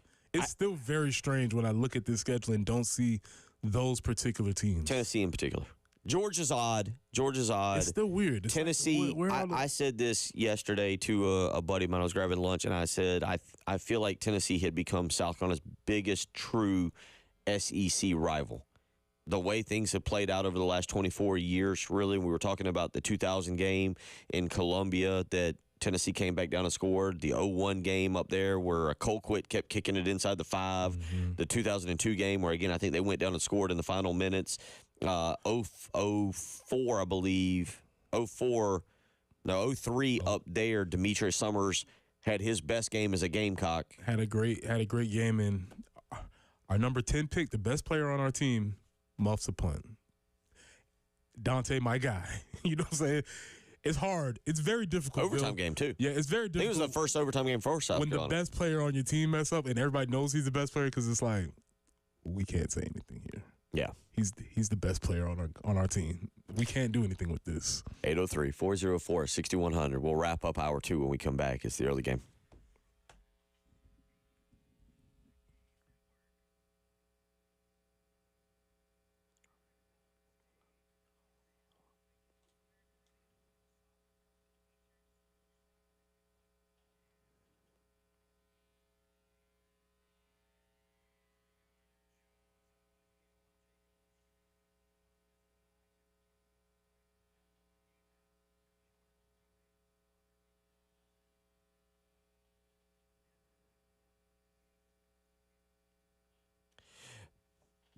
Bill Gunner for the Ecton Law Firm. That is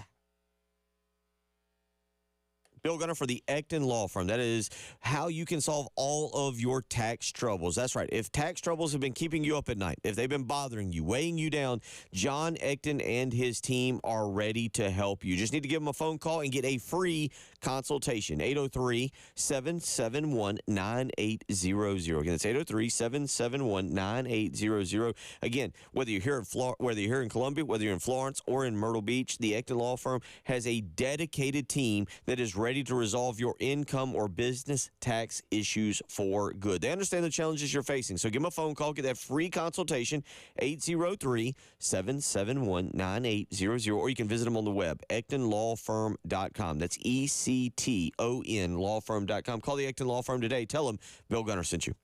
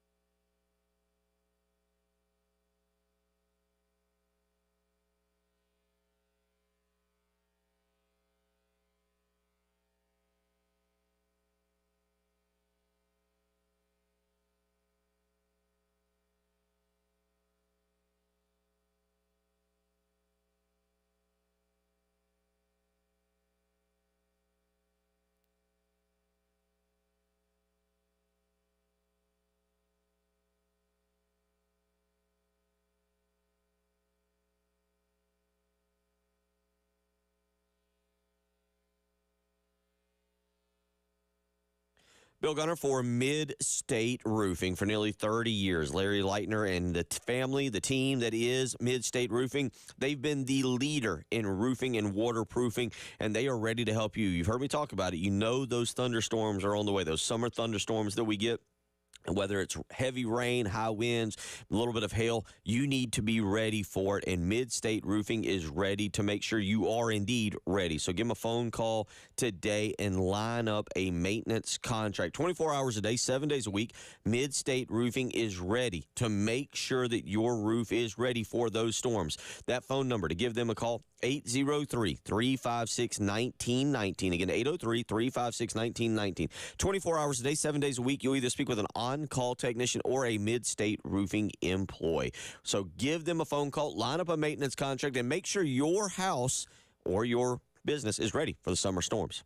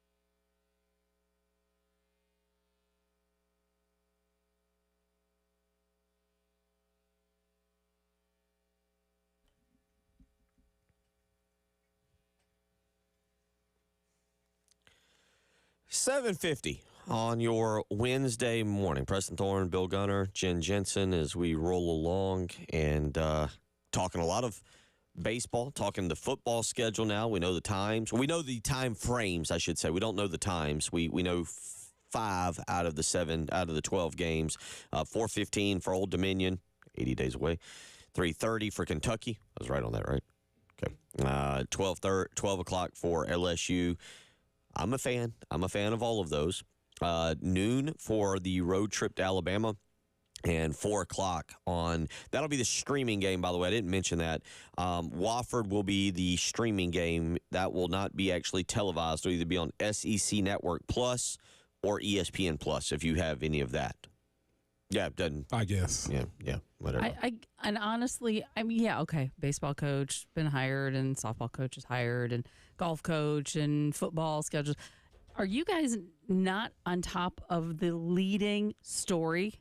Did we miss something? Major League Eating. Yeah.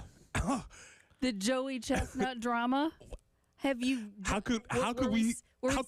I know. Were you saving this for the 8 o'clock hour? But you didn't Actually, it even was for this. It was this We were segment. It saving it was for the one big of the two bang. things. So we were going to get into it this segment. I also thought you were going to go with the big story that Roy McIlroy has called off his divorce with his wife. That also massive story. Oh, that is a massive big story going to the U.S. Open. But no, Okay. the Joey Chestnut story. Now, from a different perspective, this opens up Vegas wide open. I don't even know. I couldn't even name me another competitive eater. Kobayashi. He's retired. He's retired. Yeah, I was going to say that's what I'm saying. Yeah, so I mean that's all I got. It means the field is wide open. Exactly. A lot of competitive eaters today woke up with opportunity in their eyes. They were like, what? I wonder how long this has been bubbling in the competitive eating industry. You know how we had hot boards for the coaching search? And they're like, there's some news coming down with Joey Chestnut here in a week. Just hold on. Something about that plant-based stuff. Yeah. There's some rumblings in the competitive eating industry. This may be the dumbest story I've ever read. Correct. If you just read it. If you just read it out loud. Yes. Joey Chestnut has chosen to represent another hot dog brand. Yes. It's plant-based hot dogs, which plant-based stuff, it sounds like, is going out anyway. So what is he thinking? And there you go. And therefore, Nathan's will not allow him to participate in their hot dog eating contest, because he chose to represent another brand. Yeah, I get it. I mean, come on now. I mean, you can't. We wear Under Armour. That means if you wear Under Armour, you got to wear Under Armour. Yeah. You can't be wearing anything else. You're still allowed to compete. Well, hey, listen. You're still allowed to compete. The name of the contest is the Nathan's. Blah, blah, blah, blah, blah, blah, blah. It's not just a hot dog. It's about Nathan's. So look here, Joey. You're not above the law. But see, this is the deal. Tell me where you hear the word Nathan's in here. Okay? Both of you. Mm-hmm. A spokesperson for Major League Eating, MLE. That is the name of the organization. Yeah, MLE. Mm-hmm. Mm-hmm. A spokesperson for MLE said it would be like Michael Jordan saying to Nike, I'm going to represent Adidas too. No, it is not. It is not. It is not the same. Listen, man. I mean, for nearly 2 decades, we have worked under the same basic hot dog exclusivity provisions. He's allowed to promote certain things, but not this. Not this. You can do whatever you want. You want to represent Johnsonville with the brats? No problem. But we do hot dogs, Bill, and you got to get out of that organization. Have y'all seen the movie Idiocracy? I have. I feel like we're living in the movie Idiocracy. Well, I mean, a lot of people say that in more ways than just a hot dog. No, there's a lot of that. But hey, Joey, you're not above this, man. Maybe things will get settled. Maybe they'll include Joey because I don't know. Does this make people want to tune in less now, or do they want to tune in more? Because we've talked about this with dynasties. Sometimes you get bored of them. And with Joey, it was getting a little bit routine. Like, okay, here he goes. He's going to win. What record he's going to break his own record, blah, blah, blah, blah, blah. Now the field is open. There's a lot of people who can win the competitive eating at the hot dog contest. Okay. See, it's you bandwagon fans. You all just jump on competitive eating at the 4th of July. But you don't know this is a whole league. And there's plenty of people who operate under these rules. And you get in and you want to change the rules for the rest of the people who've been here this whole time. But he obviously thinks that he is the focus because he says, sorry, it's going to deprive great fans of the holidays' usual joy and entertainment. Okay, well, it can be entertaining and joyful watching other people scarf down food and attempt not to get sick. The fact, again, I gave you the term Major League Eating. That is and I will also give you the term impossible foods. Can you two name what impossible foods are when we come back? Think about it. I know what we'll it get is. that. 803-404-6100.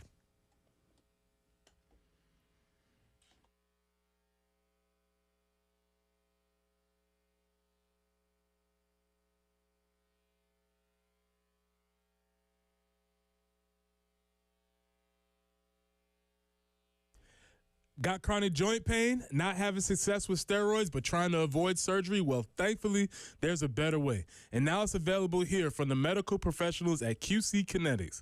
I'm talking about new and advanced regenerative medicine treatments that can restore and repair damaged tissue in your bad joints, providing lasting relief with no drugs, no surgery, and no downtime. This is an all-natural way to use highly concentrated healing properties from your own body to give you lasting relief.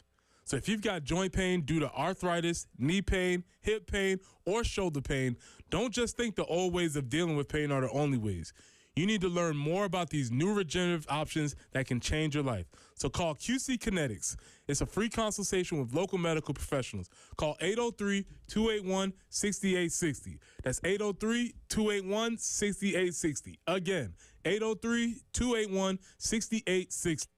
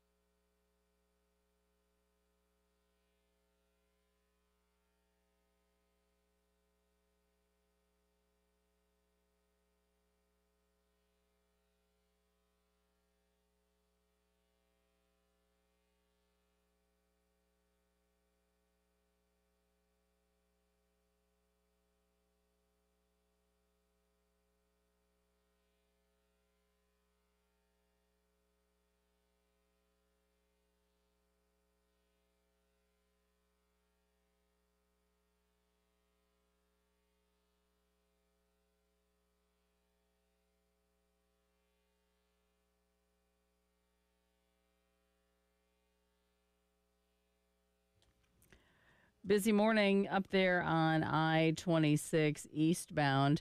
They're at exit 97. An overturned dump truck really has things pretty snarled. 2 lanes blocked. So if you haven't gotten stuck in that yet, try to avoid it if you can. That's I-26 eastbound at exit 97.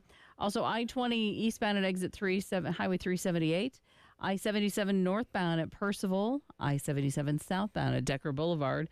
In downtown Columbia, Sumter at Gervais, an accident there. So just be careful, please, this morning. We're looking for a high of 90. That's the coolest we shall be for the foreseeable future. 92 tomorrow, 95, 96 on Friday and Saturday. And then we stay in the low 90s for a good week or so. It's 67 right now on the early game.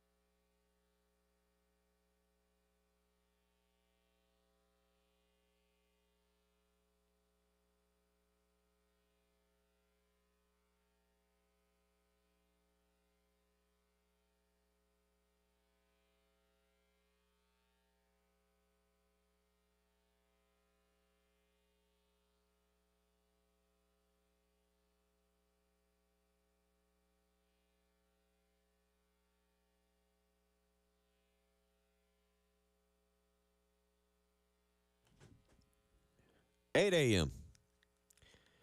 8 a.m. And do you know what impossible foods? Jen, you said you knew. Preston? On it. Impossible food. Because I feel like I'm reading something out of Idiocracy where I mentioned Major League Eating. I'm mentioning impossible foods. What is impossible foods, Jen? Isn't it plant-based food? That is the company. I made the mistake one time of trying something that said like it was an impossible breakfast sandwich. And I thought, didn't look at anything and thought it was, impossibly good or it's better for you. And it tasted like minted grass. Yeah. It was horrible. Yeah. And anything I'm reading is saying that stuff isn't that great for you because they have to actually put stuff in it to make it palatable. So it's not really as healthful as you might think. Yeah, I mean, it's it is But teach his own. plant-based meat. Yes. So it's not meat. So it's not necessarily even like a veggie burger, which would be from black beans or something along those lines. This is something created in a factory to get people away from factory farming, which whatever. Correct. Yeah. So that's what it is. 803-404-6100.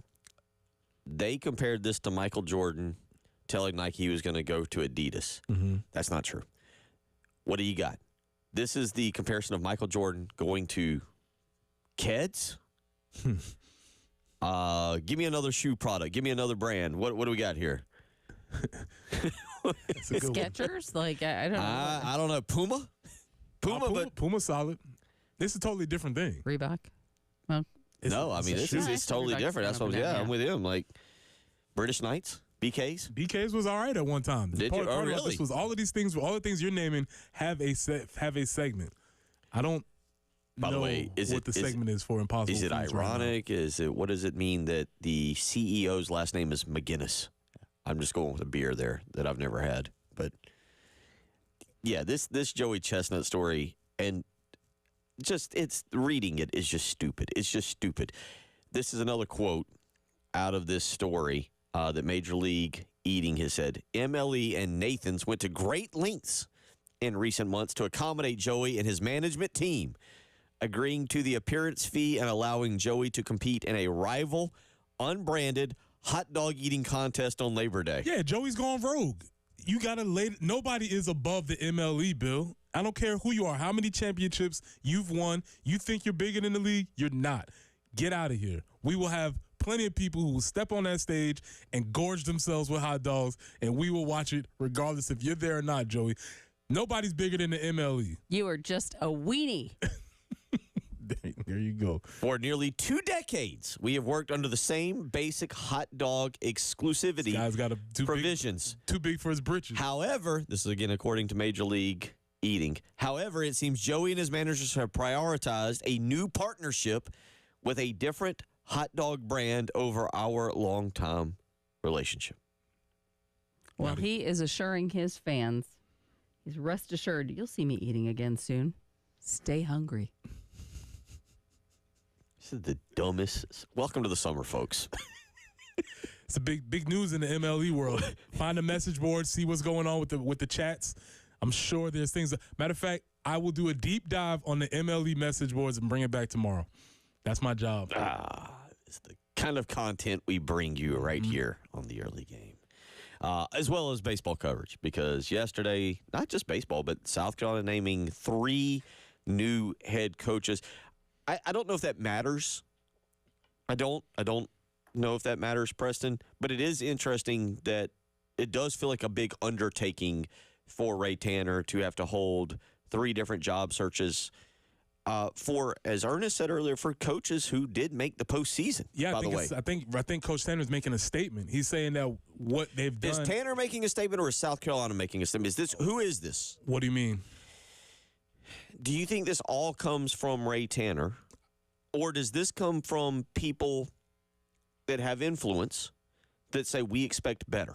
If I'm going to pay my hard-earned money, we expect better. I'm not privy to that information. That's what I'm asking. I don't know. Yeah, I don't know, but the athletic director is either directing or taking directives, and there have been a statement made that the mediocrity is not accepted. And he would stated when Paul Mainieri, when he was giving his conference yesterday, he made a very clear statement, which goes back to the difference between what I think Mark Kingston thought this job was and what this job actually is. And as I pull it up, Paul Mainieri very say, and this anybody can say this in a press conference. We know that, and we'll all love it. But the end of his statement, he says, let's get the University of South Carolina baseball program back to where it belongs, in Omaha and in the College World Series.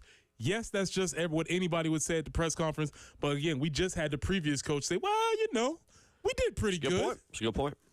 And those are two different things. And when Kingston was saying, hey, guys, we did all right, everybody else is saying no. And so for somebody to come in, and it could just be press conference Friday, he could be whatever, but I think he understands what the expectations are.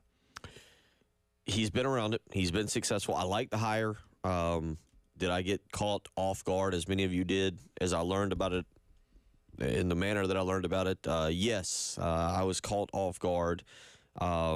Interested to see where it goes. Love the staff that he's putting together based on what I've read, not based on anything I actually know, but based on what I've read. I like this. If you're also looking at, I have zero on paper, Preston, again, because I'm basing this off what I've read, not on anything I know. Ashley Chastain sounds like a very good hire for the women's softball if we're going down that path. Well, she had a solid record at UNC Charlotte. Up and coming. This seems like played here. You're bringing an alum back. Seems more like in line with the type of hires that they've made, in lines of Lamont Paris, Shane Beamer, a coach who's on the up and coming, has love for the university, somebody who really wants to take on this mantle. As we know, as we stated earlier, SEC softball is great and only getting greater by adding Texas and Oklahoma, who just completed in the College World Series. So Ashley has her job cut out for her. 5 years, $300,000 is the contract that'll run through June 30th, 2029. And the other coaching hire, men's golf. I think I saw some text messages asking about golf updates. Robert Bradley. Rob Bradley comes from Purdue. He will make $240,000 a year over a 5-year contract, or 5-year contract, $240,000 a year. So South Carolina yesterday, 1.3 to Paul Mainieri, $300,000 a year to Ashley Chastain, $240,000 a year, Preston, to Rob Bradley, and that doesn't count Monty Lee, who will now make $550,000 as baseball coach. That's up. But that in turn, I think just $550,000. I know in coaching terms we deal in the millions at times. $550,000 is more than several assistants. I'd have to go back and look at the contracts for football, but that's more than a couple of the assistants on the football team. Oh yeah, and it goes to show you the investment that's being made. Yeah, it is definitely there. It's really interesting to see how salaries continue to rise at very fast rates. Maybe the investment's indicative of how serious they take this program. I don't necessarily think that money equals wins or money equals value, but it does show that they are willing to take this thing seriously. Terry Rooney, an assistant baseball coach, his contract, $425,000. South Carolina paying basically for the staff. Basically for the staff, you round up, it's about $2.3 million. I'm rounding up a little bit on that, but you get the point. South Carolina's investing in baseball, and that's what I wanted to see when this started. Okay, all right, you're going to make the change. You want to get rid of Mark Kingston. I have no problem with that. That's fine.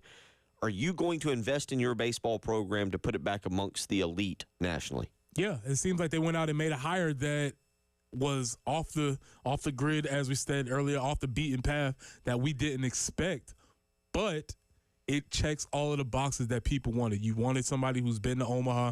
You wanted somebody who was experienced. You wanted somebody who knew their way around the SEC. You got it. I just don't think it came in the package in which people thought it was going to come into. But overall, I think people are pretty excited about the hire. Earlier, I was reading John Whittle's article on thebigspur.com and giving information that he had posted. I did not see my email from the university, from the athletics department yesterday. South Carolina did actually approve also a contract for the third assistant, John Hendry. John Hendry coming in. John Hendry is currently the director of player development at Virginia.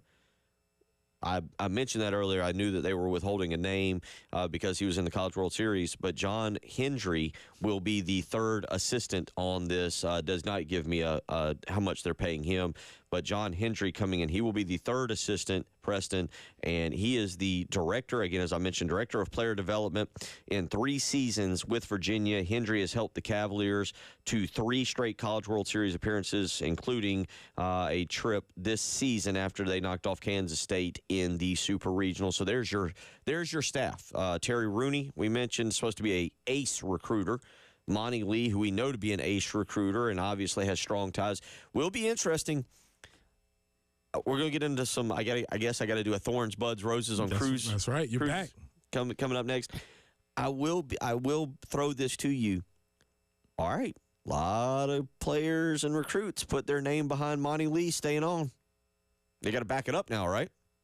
I mean, they're backing it up with staying. We saw some folks put up there, make it Twitter official, a lot of Gamecocks, home, things like that. So I'm assuming the players saying they're staying on board or they're staying around. So I don't know if that's what they were waiting on, or if they had a conversation with a coach. I saw some ats to different coaches. So yeah, the social media streets are buzzing right now. Oh, we'll get into that, and I'll do some Thorns, but Cruises. That's where I just came back from. An interesting time.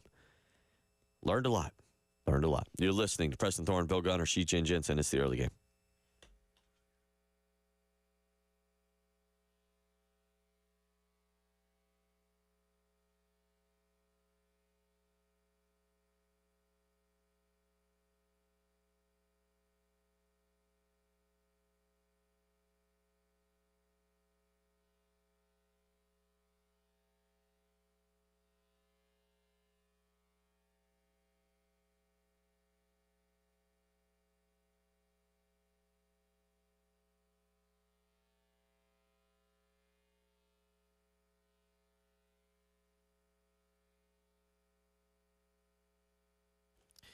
Bill Gunner from Mid-State Roofing. For nearly 30 years, Mid-State Roofing has been the proven leader in the roofing and waterproofing industry. It's their proven history that is your assurance that their professionals will provide proper advice, service, and results to the needs of your facility. So whether it's high-rises, hospitals, manufacturing, industrial, Mid-State Roofing designs and installs bonded systems with a protective guarantee that'll keep your operation dry and running long into the future. You've heard me talk about these summer thunderstorms coming up. You know we're going to get a few of them. The heavy rains, the high winds, maybe even a little bit of hail. Is your roof ready to handle it? Well, if not, 24 hours a day, 7 days a week, Mid-State Roofing is ready to put you in a maintenance contract. They've got an on-call technician or a Mid-State Roofing employee that will answer your phone call. 803-356-1919. Again, that's 803-356-1919.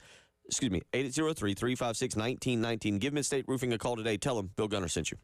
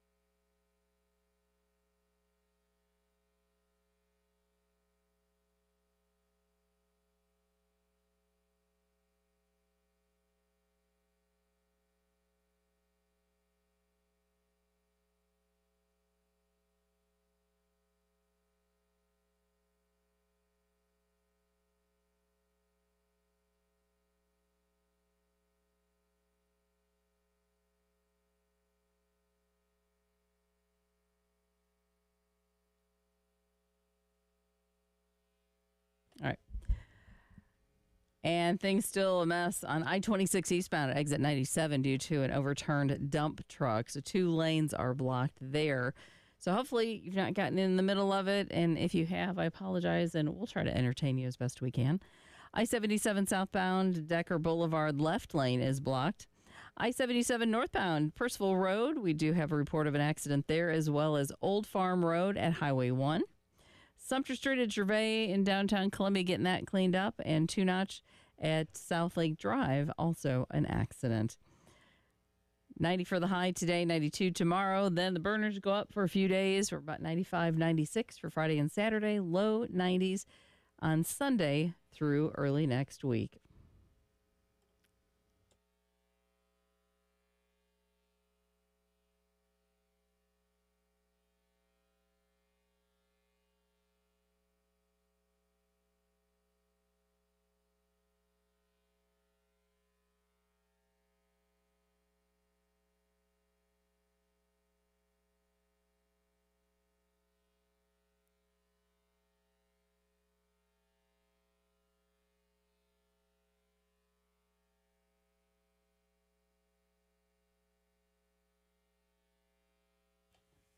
Slam. There's an album for you. That one's not going to make that one, is it? Definitely not. Yeah. Definitely not. Wow. Can't even say that album on air. Straight up. Google it. Onyx first album. Can't say that one on. FCC might have an issue with that one. Mm-hmm. Yeah. Tomorrow we will be reviewing Elton John. Elton John, Goodbye Yellow Brick Road. Man, that's solid. I'm really excited about this, and this is the album that I do have exposure to, previous exposure. So I just haven't listened to it in a while. So I'm really excited to listen to that today. Okay, that's it. We've already done Eminem, and that was the I clicked off of the what was the one you did today? We did the Marshall Mathers LP. That's right. The Marshall Mathers LP, which was Eminem's second album. And this is the album where he finds out, maybe I don't want to be a pop star, and he deals with that. But then he went pop stars with the Eminem show. That's more of a pop star album, right? He's obviously he was going to be a huge superstar, but I think what he was dealing with on the Marshall Mathers LP was he comes up as this underground rap dude, and now all of a sudden he's on TRL, and neither side respects where he is. He's not a pop star, but obviously is he not in the underground anymore, and that's kind of where his crux of the situation is. I'm trying to go back. The Eminem show was his next one, which I think actually was his best one. Encore followed that in 2004, which again I felt like he went more pop starish, and that one would Just Lose It. So that was following 8 Mile. Mm-hmm. He had a couple others I will not repeat on that, but yeah. So that was today. Mm-hmm. And again, just a quick follow up on that, just kind of rehashing. The Marshall Mathers LP. Great, solid, very, very solid piece of artistic work. It's a little bit shocking to listen to it as an adult now, to hear some of the words and the concepts. But that's what young people are supposed to do. You're supposed to make art that shocks the old people. And now that I am the old people, it worked. It's shocking. And so I did enjoy it. 803-404-6100, how you can weigh in. Several of y'all are. We were talking about anything, several things. Just let me hit some of these before we do some Thorns, Buds, and Roses on my cruise. But somebody saying, is Mainieri being groomed to take over after Mainieri? Potentially. I don't think he's being groomed. I do feel like, Preston, this is a setup. And for lack of a better term or word, it's almost like if we can have someone have success, Paul Mainieri, we can wash the Clemson stink off of you. And I'm not saying that to be funny towards Clemson. I'm just saying you move further away from that Clemson period. Well, it's very similar to the football statement where the most famous guy on the team is the backup quarterback. And so if this team has a lot of success, then Mainieri will be somebody who people will be primed for and ready for him to take over. Again, this is, as you stated, very similar to the Lou Holtz situation where a elder statesman was brought in to clean up a situation, get them on the right track, and then probably move on. Obviously, the Lou's tenure lasted too long because Mike McGee did not want him to leave. And that sort of turned that situation sour. But I do think there's an opportunity for this to get going on the right way and then to hand this off to somebody. Whether it's Monty, I don't know. But I do think there is a playbook for that. I'll get to this text in just a second, but I'll go to this. Just going to that, and then AJ weighs in for $550,000. Monty better bring in some elite players. Look, look. There's going to be some pressure on the staff. That's Terry fair. Rooney, Monty Lee. I think that's fair. You're here to your job is now to recruit, right? Yeah, you know what you're being brought in to do. You're being let's be very clear. You're being brought in here to get us in the conversation about Omaha, whether that's supers, hosting, yes, things of that nature. Simply going is not going to be good enough and will be a marked disappointment. Not a kind of disappointment. I don't know. No, it will be a disappointment. Think about the money that they put into this current staff. Love it. Love it. That's what you got to do. And the pedigree of the head coach and everything. To me, they're throwing it all at the wall. Let's do it. That's what you got to do. Yep. And you got big names in it. You got big names, and I love it. And that's, look, the bottom line, the college athletics is entering a new era. And as Preston has said, big bank will take little bank. And that's what and you better be big bank. And if you're not going to be big bank, go home. And let your fan base know we're not here to be SEC caliber. So don't come knocking on our door because that's not our game plan. I mean, the bottom line is now, like, if you're going to ask people to pay the money that they pay, and somebody hit us up about $11 beers at the stadiums and saying that's paying off. No, but if you're going to pay for season tickets, if you're going to pay for parking, if you're going to devote your time to stuff, your athletic program better be ready to pay. And if not, get out of the SEC. Go to the Sun Belt. Go be at a lower level. South Carolina had to pay. They're going to have to. And honestly, my opinion on it was, even if it's not even a brand name, and Mainieri is a brand name, pay them. Pay the guys money. Look like a big time organization, and do not cheap this out.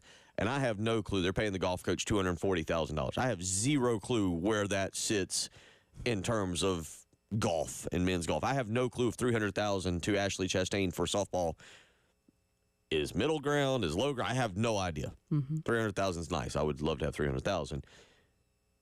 The bottom line on this hire, though, to me, and 1.3, I think is a nice number.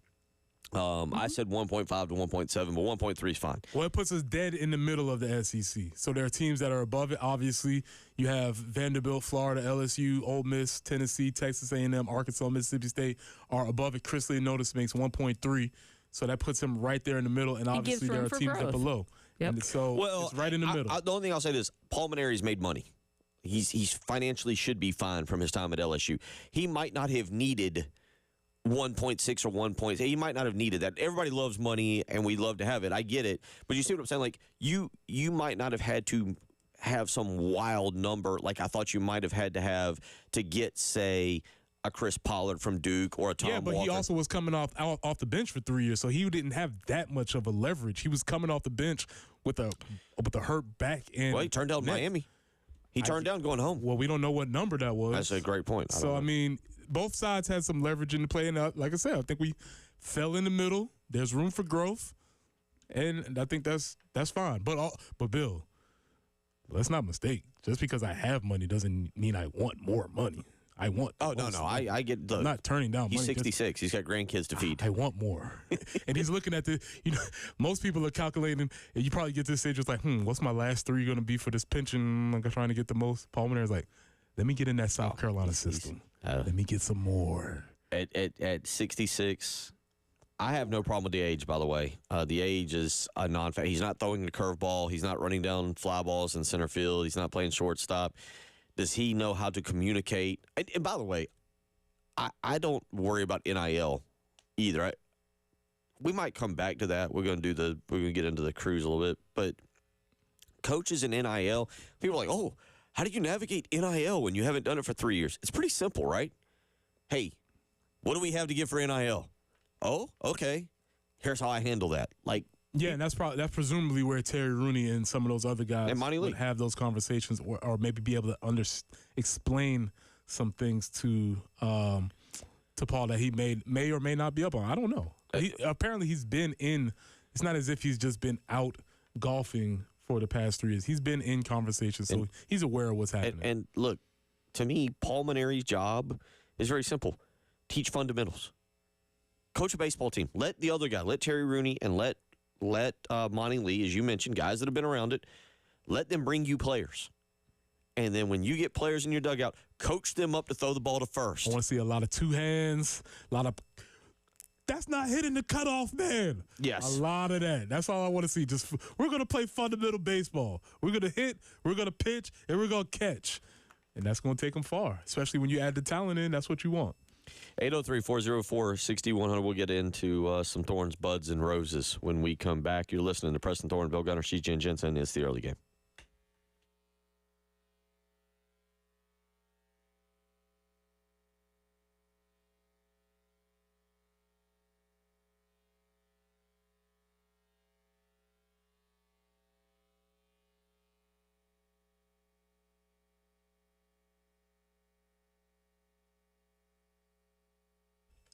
Got chronic joint pain, not having success with steroids, but trying to avoid surgery? Well, thankfully, there's a better way, and now it's available here from the medical professionals at QC Kinetics. I'm talking about new advanced regenerative medicine treatments that can restore and repair damaged tissue in your bad joints, providing lasting relief with no drugs, no surgery, and no downtime. QC Kinetics is the nation's leader in precision regenerative medicine with over 100 clinics across America and literally thousands of satisfied patients. So if you've got joint pain due to arthritis, knee pain, hip pain, shoulder pain, don't just think the old ways of dealing with pain are the only ways. You need to learn more about these new regenerative options that will change your life. So call QC Kinetics at 803-281-6860. That's 803-281-6860. Again, 803-281-6860.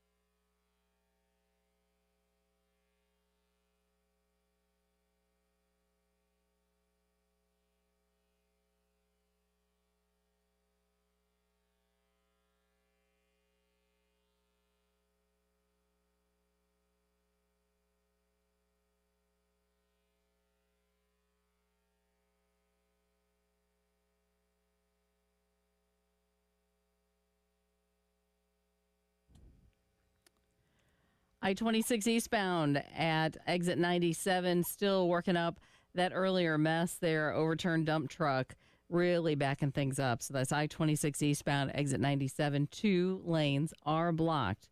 I-77 northbound at Percival Road and the cleanup stages there, as well as I-77 southbound at Decker Boulevard. Old Farm Road at Highway 1, Two Notch Road at South Lake Drive, an accident there. And in downtown Columbia, it looks like things are getting picked up Sumter Street at Gervais Street. As far as forecast goes, we're looking for a high of 90 today, 92 tomorrow, 95 and 96 for Friday and Saturday, and stay in the low 90s really through most of next week. 68 right now on the early game.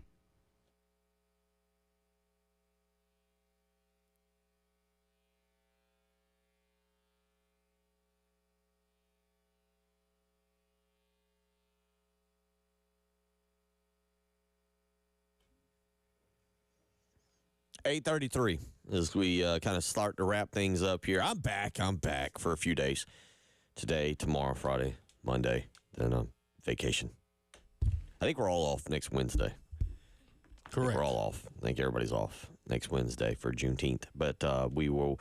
So I'm going to snag another vacation there as we continue our countdown. What do we got? We're 80 days until Old Dominion, 81 days until the Southern 500, 34 days until July 16th, which is the College Football 25, which we'll have more discussion coming up on that. Then, obviously, 37 days until the rest of you primitive slobs get the regular edition of college football. The only thing about that, is the only July thing about 16th. that is you get 37 days. You can buy the hard disc. We were talking about CDs earlier. Yeah. We're downloading it. We want the Austin's- exclusive, yeah. Yeah, we're downloading it on I read the something yesterday about Xbox coming out with an all digital version of their console. It blew my 42-year-old brain out the water. I did not understand the concept of what they were talking about. And that would lead us to today's album. We were reviewing the Marshall Mathers LP, the second album from Eminem's discography.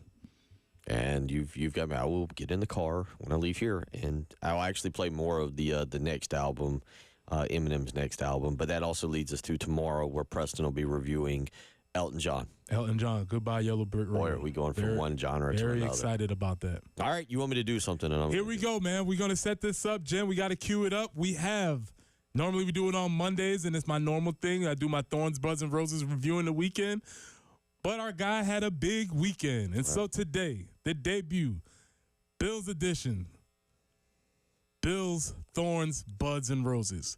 It's time for Thorns, Buds, and Roses with Preston Thorne on the early game. 107.5 The Game. All right, so not Preston Thorne.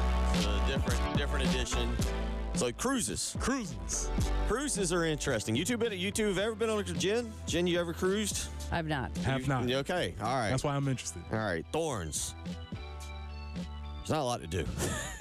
Now, we did excursions. We left the island. We had 2 awesome excursions. I swam with the dolphins with the kids. That was phenomenal. It was absolutely kudos to the 2 guys, Wade, and I think not that they're listening to the show, but the way they handled the dolphins, awesome. And we'll get to that. But on the boat, it's not much to do. I'm not into shows. I'm not a show guy. There's basically Okay, so you can't say there's not much to do. There wasn't much of interest to me. there was one thing I had 15 drinks a day. There's 15 drinks a day. That was my limit.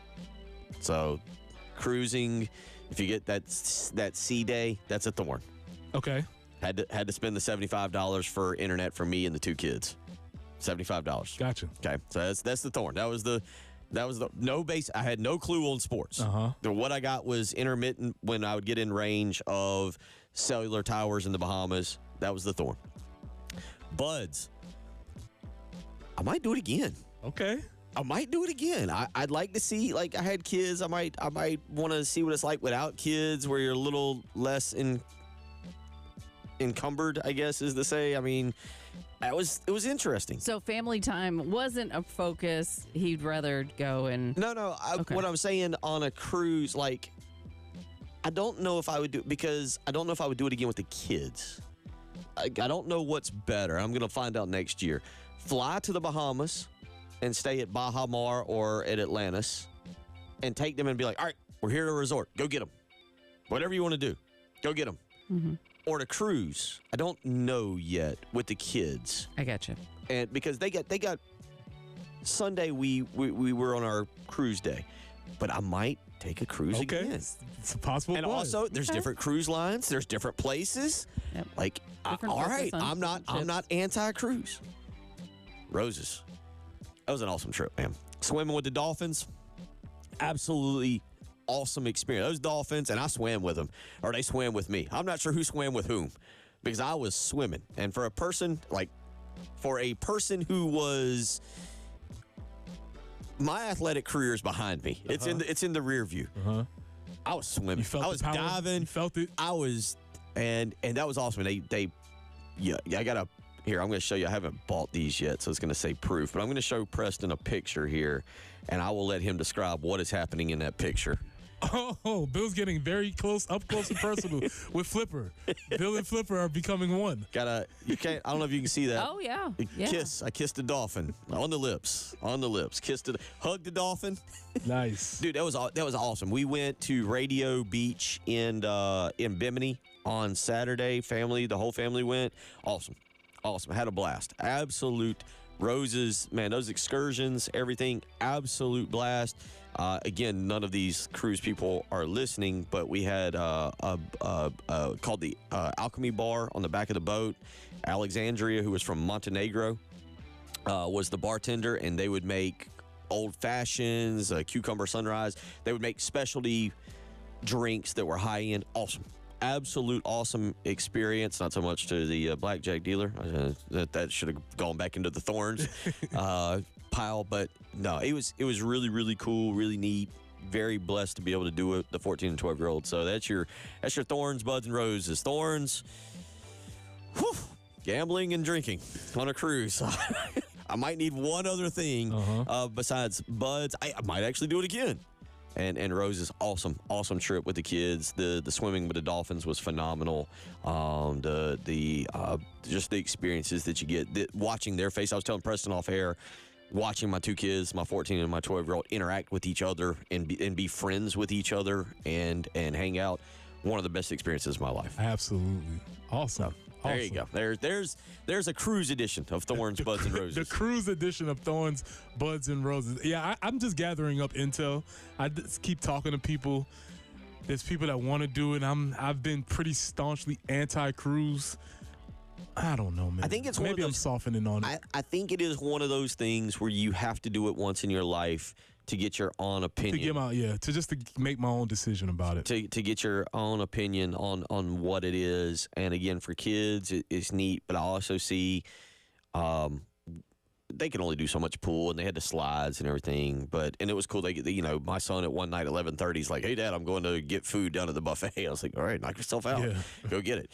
They had Guy Fieri, whatever, his hamburgers. Like, you just go through the line and get your burger and put it whatever you wanted on. He loved that. But, yeah, for a person who likes to enjoy television or, watch, that was a thorn. Because as I told Preston off air, we had HGTV. We had the Cartoon Network. I watched Bob's Burgers, and I watched Love It or List It more times than I would ever care to. Love It or List It is a very good, one of the top shows, one of my favorite shows on HGTV. Number 3. Scooby-Doo was on whatever day, and whatever day we were cruising, and that was cool. But yeah, it was a neat little time. Solid. Speaking of my son's calling me right now on air at 8:41, which is never a good thing. Your kids calling you during the show when they know you're working is never a good thing. 803-404-6100. We'll come back. We'll wrap everything up, and we'll move forward. You're listening to the early game.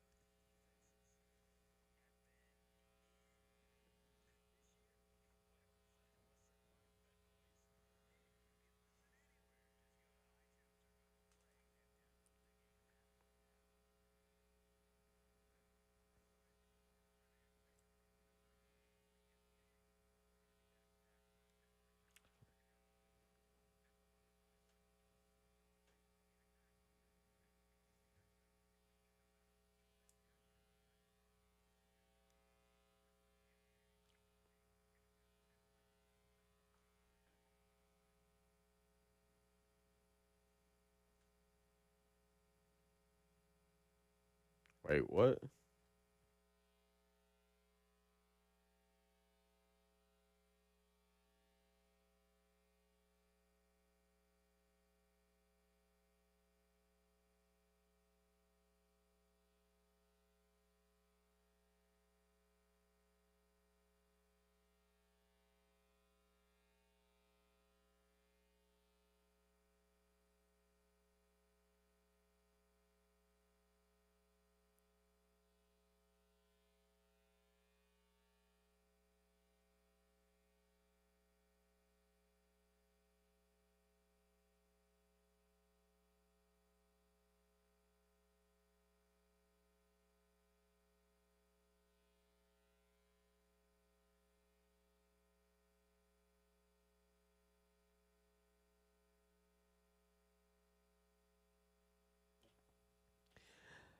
Bill Gunner for Mid-State Roofing. For nearly 30 years, Mid-State Roofing has been the proven leader in the roofing and waterproofing industry. And right now, 24 hours a day, 7 days a week, they are ready to help you. They're ready to put you in a maintenance contract that will protect that roof. So whether you're in a high-rise or hospital, manufacturing or industrial, Mid-State Roofing designs and installs bonded systems with a protective guarantee that'll keep your operation dry and running long into the future. And they're ready to help you 24 hours a day, 7 days a week. All you need to do is give them a phone call, and you will speak with an on-call technician or with a Mid-State Roofing employee.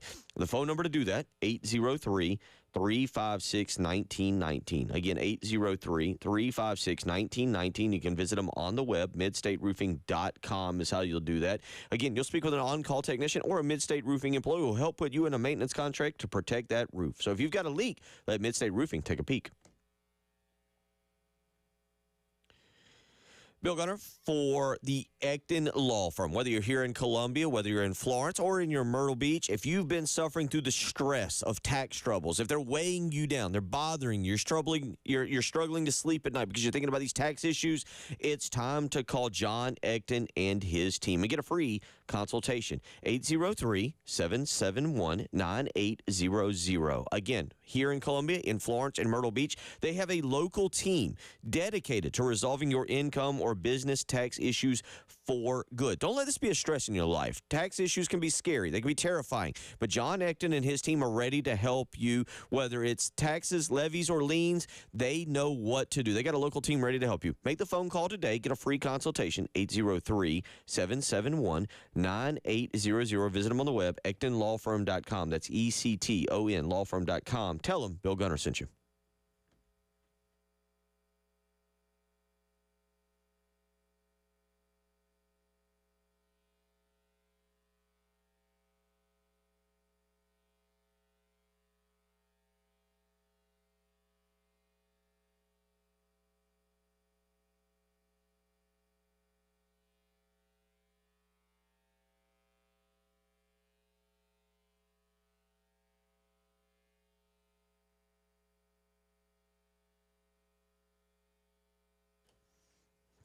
It is that time of year.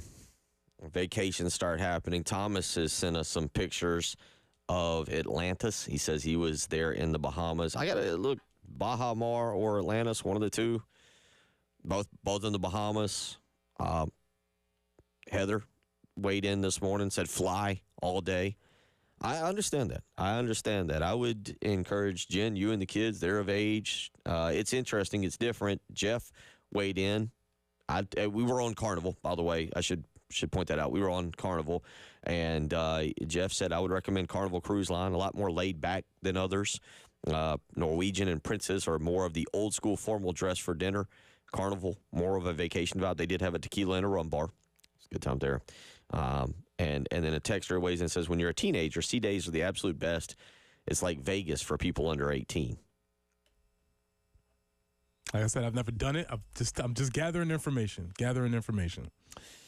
It was fun. Glad to be back. Glad to be back home. Glad to sleep in my own bed. Old sleep number bed. Still hadn't gone anywhere. Glad to be back for that. But yeah, now we turn our focus back to the NBA playoffs tonight. I've seen like 4 minutes. Again, we left on Thursday. I have no clue what's going on. I can give you a rundown. Luka scoring a lot of points, giving up more points on defense, has decided Defense may be optional. I'm just here to score buckets. Kyrie's still dribbling, not making any shots. Jason Tatum is the second best player on his team. Jaylen Brown scoring a bunch of points. That's what I've read. And that's about it.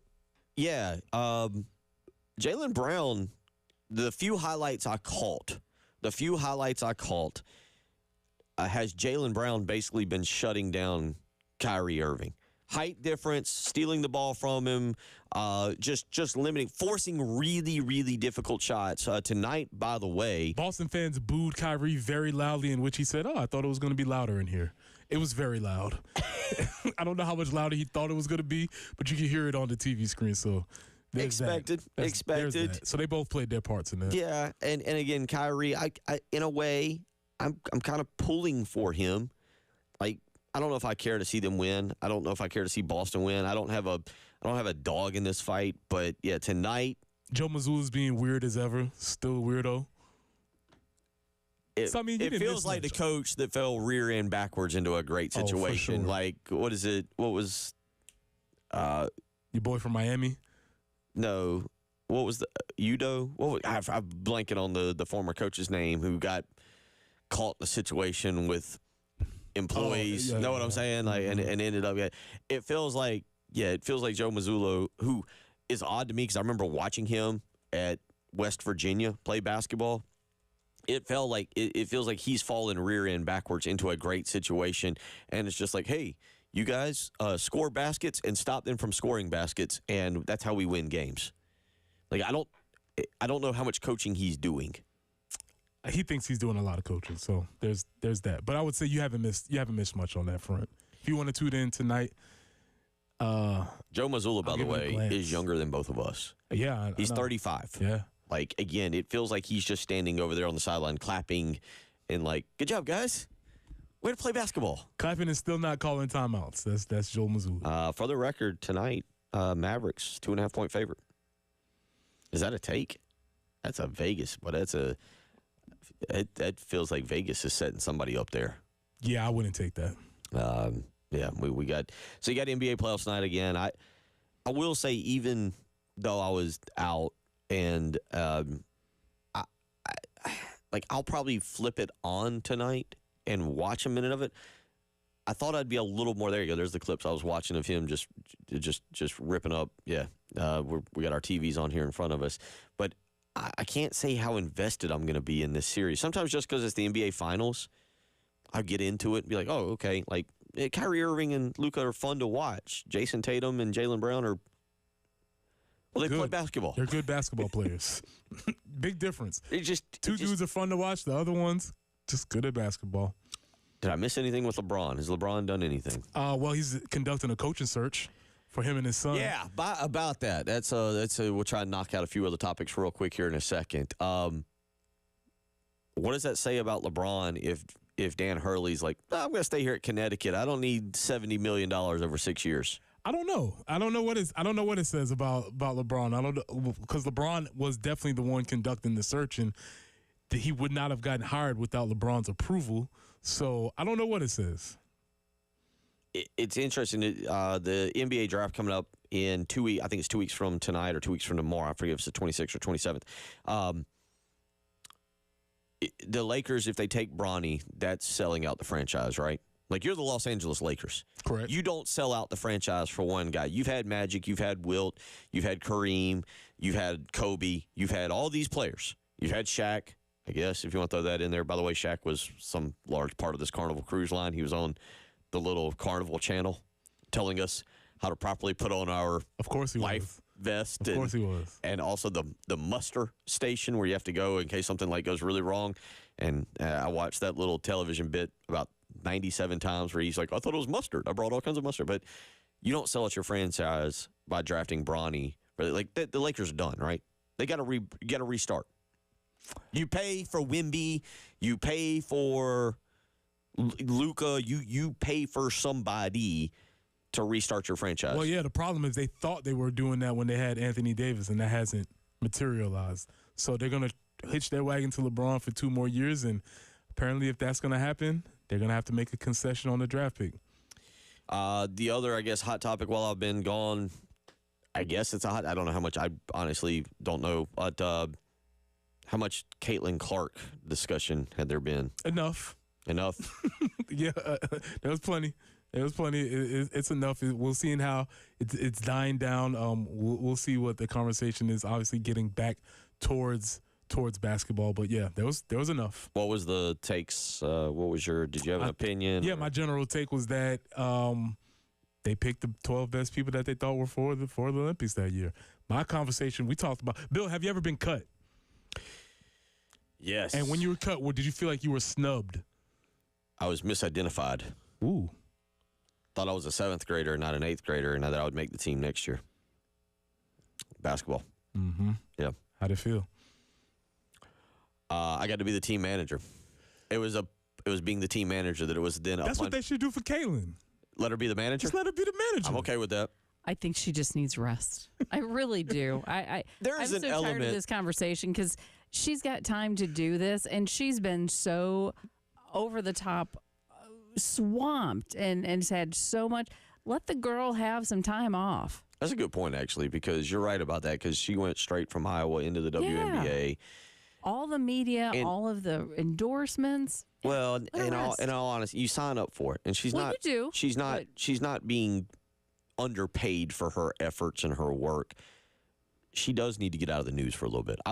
You almost to the point of you worry about Preston. She's a 22-year-old. You almost worry about her mental health. That's a lot. To that point, she has done nothing to be in the news. It is us putting her in the news. It's not as if she's done anything.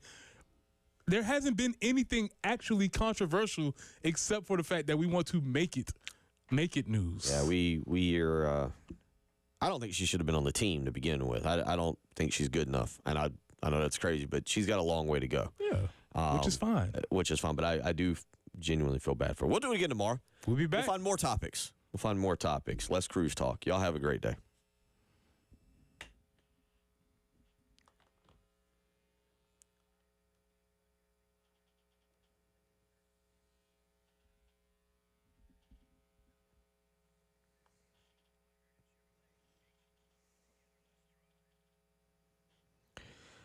Bill Gunner for Love Chevrolet, where now is the time. You need to get out to Love Chevrolet, I-26 in Harbison between Lowe's and Frankie's Fun Park, and check out the incredible deals that are currently taking place. Trust me, I love the folks at Love Chevrolet. They have taken care of me and my family, and they will take care of you because of the way they treat their customers. From the time you come on the lot to the time you leave, and they will make sure you have all your questions answered. So whether you're looking for a brand new Tahoe, whether it's a Suburban, whatever it may be, a Silverado, Love Chevrolet is celebrating incredible summer savings with the entire lineup. That's right, the entire lineup. You can go find exactly what you are looking for. So go check out their summer savings right now. Love Chevrolet guarantees you're going to find the best prices anywhere. Visit them, I-26 in Harbison between Lowe's and Frankie's Fun Park, or you can visit them on the web, lovechevy.com. Get out there today, and together, let's drive.